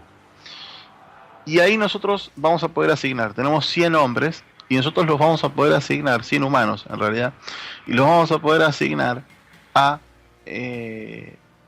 por ejemplo, vamos a poner que en la primera isla yo asigno 50 humanos. Bueno, para la siguiente me quedan 50, porque yo tenía 100 en total, ¿sí? Entonces, asignamos los humanos que queremos, ponerle 30 humanos, y el juego se va desarrollando en la especie de Age of Empires, podría ser, pero es raro, es distinto, porque, digamos, para mí es único en su género. ¿Por qué? Porque tiene cosas que no llega a ser un Age of Empires, que uno tiene la completa individualidad para manejar uno u otra unidad, y además tiene mucho de administración de recursos, porque nosotros transportamos esas 30 personas, 50 personas, pero a su vez en esa isla se van reproduciendo. Entonces, si uno llevó 30, pero los deja un cierto tiempo en el digamos, establecimiento central de la isla, ellos se van reproduciendo y después nosotros vamos asignando esos humanos a diferentes tareas, que puede ser juntar recursos, que puede ser como soldados, digamos, hay diferentes cosas. Y el objetivo claramente es destruir al otro dios o a todos los dioses que haya en ese mapa en particular. Había pantallas donde vos tenías más cuadros que dioses participantes. Entonces eso generaba que yo pudiese mandar un grupo de gente a un cuadro que no estaba ocupado y ahí creaba una base de asentamiento y podía expandir mi reinado, por así decirlo, ¿no? Y es un juego que, bueno, nosotros en el canal hemos subido un Si no lo jugaste ya es hora, y ahí pude mostrar un poco o era un jugando a, no me acuerdo, creo que Si no lo jugaste ya es hora. Yo creo que fue un Si no lo jugaste ya es hora, que fue un vídeo que, vamos, yo devoré enterito, todo muy bien. Le pondremos un enlace. Y está bien, le vamos a poner el enlace a los chicos. Y ahí, bueno, ahí pudimos analizarlo más en profundidad con imágenes y todo esto que yo les estoy describiendo ahora. Pero realmente era un juego que, a ver, a mí me pareció fantástico porque además uno iba avanzando en las diferentes eras y podíamos llegar hasta el futuro. Y teníamos armas láser y todo, era una barbaridad. Porque, bueno, a ver, digamos, al principio las misiones son sencillas, es decir, es fácil derrotar al otro, pero después se va haciendo muy complejo el juego. Y entonces se va extendiendo mucho en el tiempo esa partida, y eso hace que vayamos subiendo y digamos, subiendo de época. Igual hay diferentes islas, entonces por ahí en el nivel 3 o nivel 4, la isla que ya agarramos no arrancamos desde antes de Cristo, sino que arrancamos ya en una época más avanzada. Entonces vamos avanzando de época y vamos llegando hasta el presente, incluso al futuro. Yo me acuerdo de haber llegado hasta tener aviones y tirar bombas sobre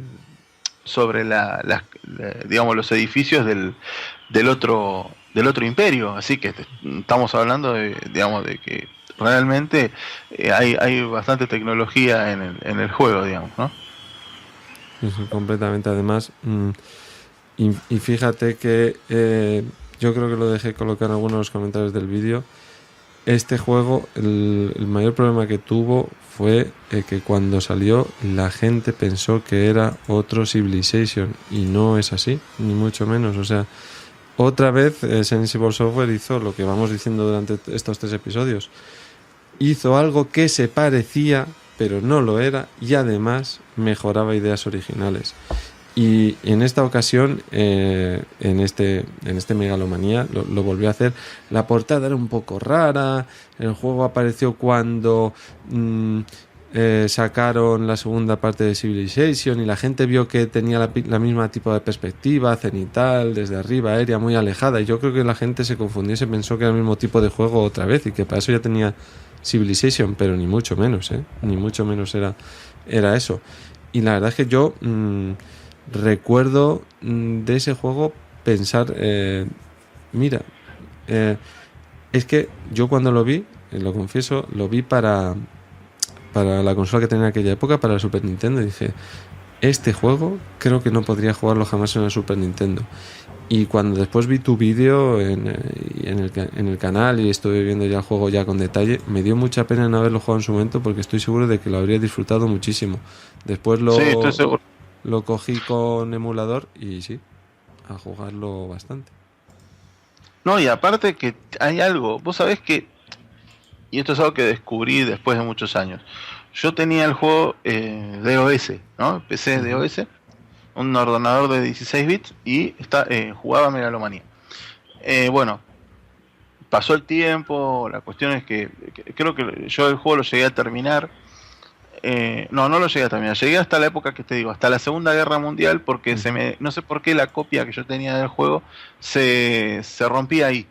Llegabas a la Segunda Guerra Mundial y yo, a ver, digamos, no sé si era mi juego salvado o si era el juego en sí, pero llegaba la Segunda Guerra Mundial y el juego se salía a DOS y me mostraba una B larga minúscula. No me preguntes por qué, pero sí, salía a DOS y me aparecía una B larga minúscula. Me acuerdo patente de eso. Pero bueno, lo que quiero decir es que, digamos, llegaba hasta ahí. Y realmente, digo, imagínense que yo decía, bueno, empiezo de vuelta el juego. Y por ahí era el slot del save game, pero no iba a empezar de vuelta. Ya le había dedicado horas y horas y horas, ¿no? Así que no. Pero bueno, lo que me llamó la atención es que con el paso de los años tuve un celular con capacidad de emular Mega Drive o Super Nintendo y me lo vi que estaba para Mega Drive. Entonces empecé a jugarlo en el celular. Y yo pensé que me iba a encontrar con mucho de lo que yo me encuentro cuando se hace una conversión de un juego de DOS a Mega Drive o a Super Nintendo, donde hay ciertas cosas del juego que no están. ¿No es cierto? Es decir, para el próximo episodio, para hacer un poco de spoiler, vamos a hablar de Sensible Soccer. Y las conversiones a Mega Drive de Sensible Soccer o a Super Nintendo no es lo mismo que el de PC o el de Amiga, ¿sí? O sea, tienen muchas más cosas los de PC y los de Amiga que lo que puede llegar a tener el de Sega o el de Super Nintendo. Pero este no es el caso. Acá es exactamente igual el juego. Es decir, tanto para Sega como para Super Nintendo, el juego se mantiene exactamente igual que como era en DOS. Tienen las mismas cosas. Entonces a mí me sorprendió encontrarme con que esta gente había porteado un juego de DOS a una consola y había respetado absolutamente todo lo que el juego tenía en la versión original.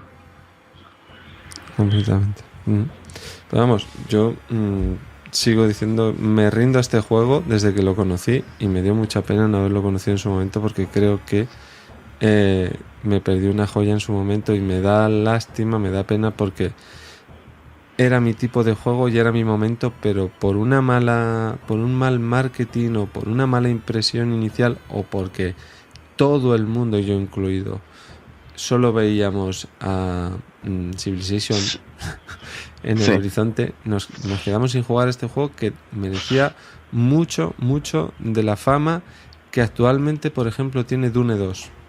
Debería haberse llevado Megalomanía. Dune 2 de Battle for Arrakis, ¿no?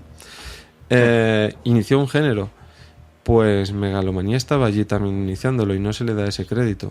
Sí, totalmente. Y hay una gran diferencia con el Civilization, y es que este es un juego mucho más palpable para mí, ¿no? ¿A qué me refiero con palpable? Es mucho más arcade, por así decirlo. Sí. No es la palabra justa, pero es más jugable, ahí está. Es más jugable que el Civilization. Uno se siente más haciendo cosas y disponiendo de unidades y de cuestiones porque es más frenético que el Civilization. Esa es la diferencia. Es más frenético, no es tan estratégico y pienso si hago esto o no. Porque en cuanto vos te dormiste y estás pensando mucho si vas a pasar unidades a producir carbón o si vas a hacer esto o lo otro, ya te vienen los otros encima y te empiezan a atacar. Sí. Y es así, y te destruyen tu centro y olvídate sí, te podés restablecer en otro lado, pero perdés muchísimo. Y algo que me gustaba y me daba mucha gracia era ver estos sprites que te tiraban piedras, porque al principio arrancabas en la época de antes de Cristo y el ejército te revoleaba piedras. Y me daba mucha gracia que te atacaran de esa forma, ¿no? Pero bueno, está bien, si no se había inventado otra cosa, ¿qué iban a hacer los tipos? Te iban a revolear piedras. Pero bueno, así que bueno, Rafa, cerrando un poco el tema de Megalomanía, estoy totalmente de acuerdo con lo que vos decís. Creo que hubo un tema de marketing, falta de fuerza ahí, y sobre todo el pensar que era otro Civilization en el mercado. Sí. Y era más un Dune 2, que se sepa. Totalmente. Y bueno, vamos a pasar al último juego ya de este episodio, que es el WizKid. que es un juego del año 1992, que es una continuación del Whizball. No sé si continuación estaría bien.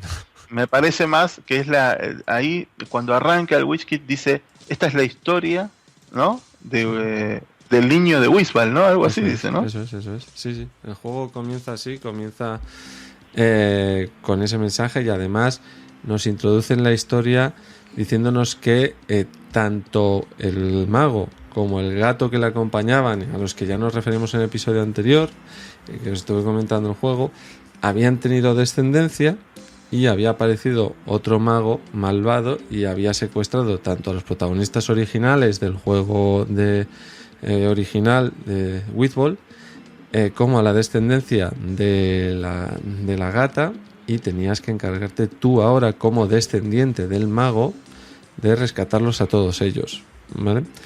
Y con esta excusa tipo Super Mario, y aunque parezca increíble lo que voy a decir, los chicos de Sensible Software se sacaban de la manga un juego que a veces parecía un Super Mario. Y fíjate que cuando lo juegas no es así. O sea, cuando estás dentro del juego, cuando yo lo jugué, pues lo tuve que jugar en un microordenador de 16 bits porque no salió para ni Spectrum, ni Commodore, ni Amstrad, nada. Yo no me daba cuenta de que el juego estaba inspirado por las plataformas de 16 bits que en aquel momento reinaban en el mercado, y uno de ellos era el Mario. Pero con el paso del tiempo y mirando hacia atrás me he dado cuenta de que este juego tenía cosas como el Super Mario. Por ejemplo, podías comenzar a jugar y seguir avanzando en modo arcade por fases random. Llegabas al final y no te lo habías terminado, porque había secretos, y muchos secretos, y tenías que utilizar transportes a zonas especiales para poder conseguir con un objeto único que comprabas en un lugar que era una especie de tienda secreta que te encontrabas, para conseguir en ese lugar en el que el arcade se transformaba más bien en una aventura, hacer una cosa especial con un objeto concreto. Y si hacías las fases arcade y además completabas el juego con estas cosas especiales, conseguías encontrar de verdad el final bueno del juego. Y aparte de lo que os he dicho, era un juego que sorprendía muchísimo porque volvías a ser otra vez una cabeza, como ya ocurría en Whizball, ¿vale? Pero esta vez eras la cabeza del niño y te ibas trasladando por distintas fases del juego en la que cada una de ellas te encontrabas inmerso en un mundo distinto. Los gráficos cambiaban completamente y eso era lo que primero le sorprendía al videojugador, y a mí el primero, cuando lo vi me quedé alucinado, porque al principio empezaba, recuerdo perfectamente, pues no sé, el típico fondo con un campito, ¿vale? Pero 2 fases más allá estabas metido en un volcán, no sé cuántas más allá estabas en un árbol, todo el rato un árbol gigante. Después acababas en un cementerio, en una especie de circo, y así, y cada fase cambiabas. Y en cada fase tenías que acabar con todos los enemigos para pasar de pantallita, y cuando acababas con todos los enemigos de todas las pantallas, acababas con la fase. Y en ese momento podías entrar en una especie de zona de bonus en la que comprabas ítems, que como os he dicho antes, si esos ítems los usabas correctamente y realizabas una acción específica con ellos, podías conseguir una ventaja en un punto muy específico del juego que te llevaba a conseguir, por ejemplo, pues liberar a alguno de los gatitos que habían secuestrado, u otras ventajas. Además tenías unas fases con unas con unas notas musicales que las podías ir consiguiendo, y con esas notas musicales también podías obtener ventajas. Incluso que esto me pareció maravilloso cuando lo jugué, había un homenaje al juego original invertido dentro del juego de 16 bits, al juego de Whizball, que cuando lo vi me pareció maravilloso, porque no solo situaron el personaje en el escenario original, sino que incluso intentaban simular los controles originales del juego. Fue un juego que no pude disfrutar tanto como disfruté de Whizball, porque al fin y al cabo yo no tenía un microordenador de 16 bits, no tenía una Amiga ni un Atari, pero que me sorprendió muchísimo cuando lo vi. Lo he jugado en emuladores más tarde, pues evidentemente el factor sorpresa ya se perdió, pero era un juego súper loco, influenciado por los mejores de su época y que sacó las mejores notas que os podáis imaginar en su momento para los ordenadores de 16 bits. O sea, fue un pelotazo completo. A mí me parece que es un juego que es raro en todas las épocas que uno lo puede poner. No, pero sí, porque yo me lo imagino. A ver, yo desde que estamos haciendo estos repasos, yo trato de imaginarme esos juegos hoy. Y realmente este juego hoy sería visto como algo experimental. Completamente. Y lo loco fue que en su época también lo fue. Sí. Entonces, voy al hecho de que incluso Wizball es algo experimental en su época y hoy, si uno lo trata de ver, pero Whiskey es mucho más, porque aparte es frenético el juego. Yo no sé si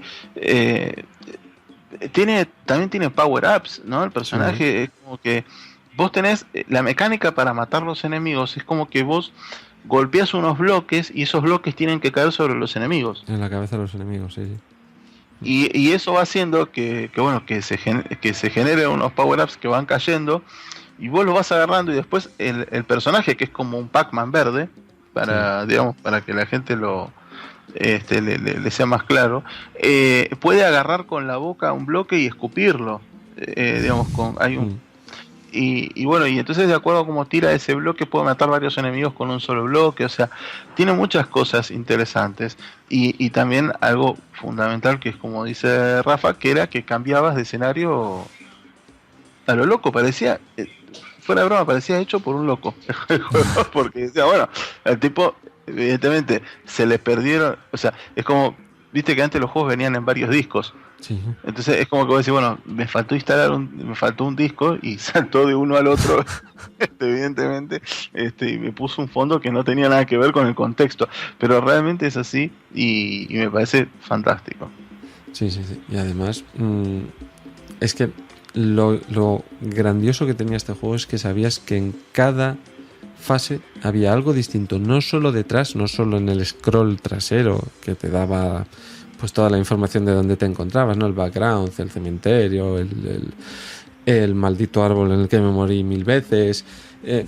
No solo eso, sino que sabías que igual esta era la fase en la que te volvían a sorprender haciendo algo completamente distinto a lo que es el trasfondo del juego en el que tú te movías, porque en teoría esto era un arcade, ¿no? Pero después acababas en un bote, tenías que hacer una carrera, hacías unas especies de puzzles también. Tenías que recoger a los gatitos e intentar hacerlo rápidamente. Después estaban las fases en las que recolectabas las notas musicales. A cada rato hacías cosas distintas y siempre te lo pasabas bien, siempre. Bueno, Rafa y queridos Meeples, hasta acá el final de esta tercera entrega de estos especiales de Sensible Software que estamos haciendo aquí en Homo Meeple. Y bueno, ya dejando el pie para el próximo episodio, que vamos a hablar ni más ni menos que de la saga Sensible Soccer. Así que los esperamos en la próxima y sigan con el podcast. Terminada este recordatorio de Sensible Software, pues llega el momento de cerrar esta primera parte de nuestro episodio 28. Pero ya os advertimos que si esta parte os ha gustado, aún queda otra más. Dentro de poquito vamos a sacar a la luz la segunda parte de este episodio 28, en la que os hablaremos de cómo iniciar una ludoteca de juegos de mesa, nuestras recomendaciones. Si os han gustado las canciones que habéis estado escuchando durante el episodio, pues saber que las tenemos todas o casi todas colocaditas y ordenaditas en nuestra lista de nuestro canal de YouTube. Allí vamos colocando las bandas sonoras de lo que utilizamos en nuestros episodios y ahí podréis encontrar un enlace a la lista de reproducción del episodio 28, sección de videojuegos, para que podáis recordar y volver a escuchar aquellas canciones que habéis oído ahora en el episodio y que tanto os han gustado. Además, en el canal de YouTube que tenemos, Homo Meeple, podréis encontrar más contenidos, no solo los enlaces a la lista de reproducción de la banda sonora del episodio. Desde el último episodio que sacamos a la luz, desde nuestro episodio 27, hemos colocado en nuestro canal varios vídeos de bandas sonoras, como por ejemplo los que Irra colocó del Castlevania Symphony of the Night, o de la última versión que ha salido hasta la fecha de uno de los mejores arcades de velocidad de Nintendo, como ha sido siempre la saga F0. Y hemos tenido también un espacio para los análisis. El propio Irra se ha currado un análisis concienzudo y muy, muy sopesado sobre Street Fighter V y el desastre que ha supuesto para la saga y para los usuarios y fans en general. También hemos colocado ahí un vídeo que realizamos muy especial para nosotros, en el que nos pusimos a jugar y os explicamos cómo se jugaba a un juego de mesa que en su parte artística intenta emular a los arcades que vivimos en los años 80 de velocidad, por supuesto. Me estoy refiriendo a Dice Driving, el juego de Vorpalia Juegos, que ha sido creado por Rodrigo González. Junto con él y con Javier Salmerón estuvimos en el club de juegos Mecatol Rex grabando un vídeo de presentación del juego y de explicación de su reglamento. Por si no lo sabéis y queréis más información, Dice Driving es un juego de mesa español que, como ya os digo, en su vena más artística simula los arcades de velocidad de los años 80, en los que, por supuesto, pues jugamos una carrera de coches en la que nuestro objetivo será alcanzar el primero en la meta. Ha sido creado por un autor español, Rodrigo González, que ya os decimos que le tenemos mucho aprecio. Ha estado con nosotros ya en eventos anteriores de Jugando por Ellos y nos ofreció el inmenso honor de poder enseñaros cómo se jugaba Dice Driving. Si queréis verlo, si queréis conocer el juego de mesa, en nuestro blog os dejaremos el enlace al vídeo de YouTube que preparamos en su momento. Y además que sepáis que si os pica la curiosidad por el juego, si después de haber visto el vídeo tenéis ganas de conocerlo a fondo, ahora mismo se está presentando su campaña de mecenazgo en Kickstarter, con la cual están intentando conseguir hacer realidad el sueño de sacar el juego al mercado. El proyecto ya ha sido financiado, en menos de 24 horas ya se consiguió el mínimo para producir el juego y ahora mismo están ellos y nosotros, porque nosotros hemos apoyado el juego también, buscando la forma de conseguir agrandar su sueño de publicar Dice Driving. No os perdáis el vídeo, que merece mucho la pena. Además de nuestro canal de YouTube, pues dos de nuestros compañeros también tienen otro canal propio. A Paul, que ya le habéis oído hablar conmigo, charlar conmigo de Sensible Software, que tiene su propio canal de YouTube, como os acabo de comentar, que se llama Paul de Indie Gamer, en el que presentan videojuegos de temática indie o similares que a ellos les gustan y los juegan para vosotros, para que los conozcáis. Últimamente han presentado 2 sesiones de vídeos muy chulas que no debéis de perderlos. Una sobre Don't Starve y su nueva versión, su nueva actualización, y una mega serie que ha titulado el propio Paul, en el que nos va a enseñar el Sensible World of Soccer desde una perspectiva que no habíamos visto hasta ahora, jugando una liga desde los inicios más humildes y intentando llevar a su equipo hasta lo más alto. Paul se dedica a jugar al juego para vosotros, a enseñároslo, a presentaros las opciones no solo dentro del campo sino fuera, a enseñar cómo se hace de entrenador e incluso hasta narra los partidos de fútbol que va jugando. Un espectáculo que os recomiendo que no os perdáis. Y también AFOWeb, la web de nuestro compañero Israel Santiago, que no puede estar con nosotros en las labores de presentación del podcast, pero que siempre está con nosotros echándonos una mano creando contenido para nuestro canal de YouTube. Él tiene su propia plataforma en la que desarrolla todos sus contenidos, se llama AFOWeb, y ha creado un montón de contenido también para su canal de YouTube, desde Wild Guns hasta Super al Este y pasando por muchos otros. No os perdáis sus canales porque merecen mucho la pena. Y por último, antes de despedir, pues como siempre hacemos, 2 recomendaciones de las que os colocaremos los enlaces en el bonus track. En primer lugar, Invaders from the Dimension X, un juego de mesa gratuito, que puedo decir que esto es recomendación personal, que conocí a través de un podcast que sigo, One Player Podcast, los que hablan de juegos para un solo jugador. Pues allí en su episodio número 28 hablaron de este juego para un solo jugador, que tiene una variante para 2 jugadores, en las que os colocaréis en la piel de unos marines espaciales, importante detalle, que tienen que luchar contra una raza alienígena llamada Kaioth. Bueno, el nombre intenta reflejar el comportamiento caótico que tienen los alienígenas y con los que tenéis que combatir. Un juego en el que vas controlando, como ya os decía, a grupos de marines, cada uno con sus habilidades especiales, que pueden luchar de distintas formas contra los enemigos y que tiene como principal baza jugable que el enemigo siempre actúa de manera impredecible.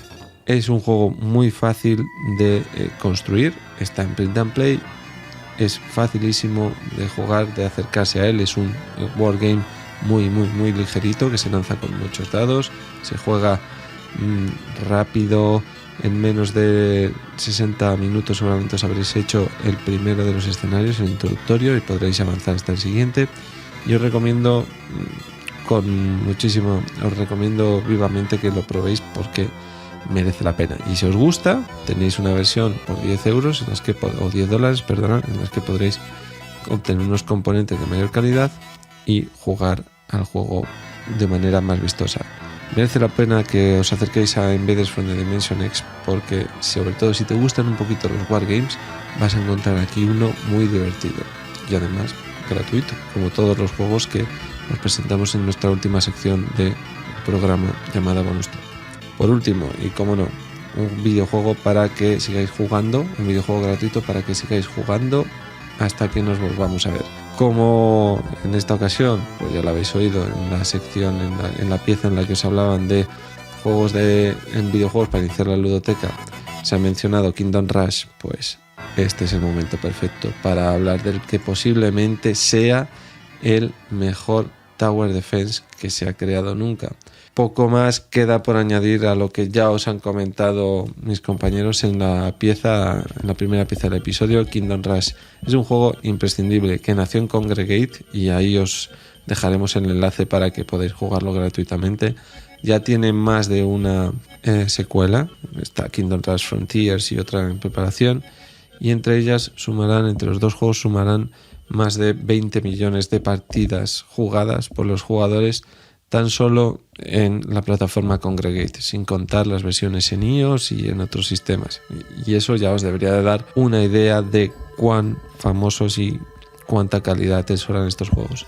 Si queréis pasarlo bien en 5 minutitos, 10 minutos, 15, y queréis conocer un género que no habéis tocado hasta ahora, por ejemplo, como puede ser el de los Tower Defense, Kingdom Rush es el primer juego que debéis de conocer. Entrar en ese género con este juego significa enamoraros perdidamente de una forma de juego que hasta hace muy poquito no existía y que se inventó gracias a los juegos de navegador. Ahora mismo Kingdom Rush es uno de los grandes emblemas de este tipo de juegos, de los Tower Defense, y lo es por buenas razones. Bueno, ahora sí, después de estas dos últimas recomendaciones, Invaders from the Dimension X y Kingdom Rush, vamos a cerrar el programa. Esperamos que este ratito que habéis pasado con nosotros os haya gustado, os haya entretenido, que hayáis tomado buena cuenta de algún juego que quizás os falte en vuestra ludoteca, algún videojuego que quizás no tengáis, o que hayáis tomado cuenta de videojuegos a los que queréis jugar para iniciaros en este mundo apasionante que es en el que disfrutan millones de videojugadores en el mundo. Esperamos no haber sido unas auténticas ametralladoras, aunque mucho me temo que sí lo hemos sido, y que hayáis podido disfrutar este contenido que os hemos preparado con mucho cariño. Termina aquí el episodio 28, la parte número 1, pero como ya os he dicho, aún nos queda por mostraros la segunda parte de este programa en el que os hablaremos de cómo iniciaros en los juegos de mesa. Me despido en nombre de todos mis compañeros, muchas gracias por haber escuchado, por haber llegado hasta el final del episodio. Nos escuchamos en breve. Un saludo.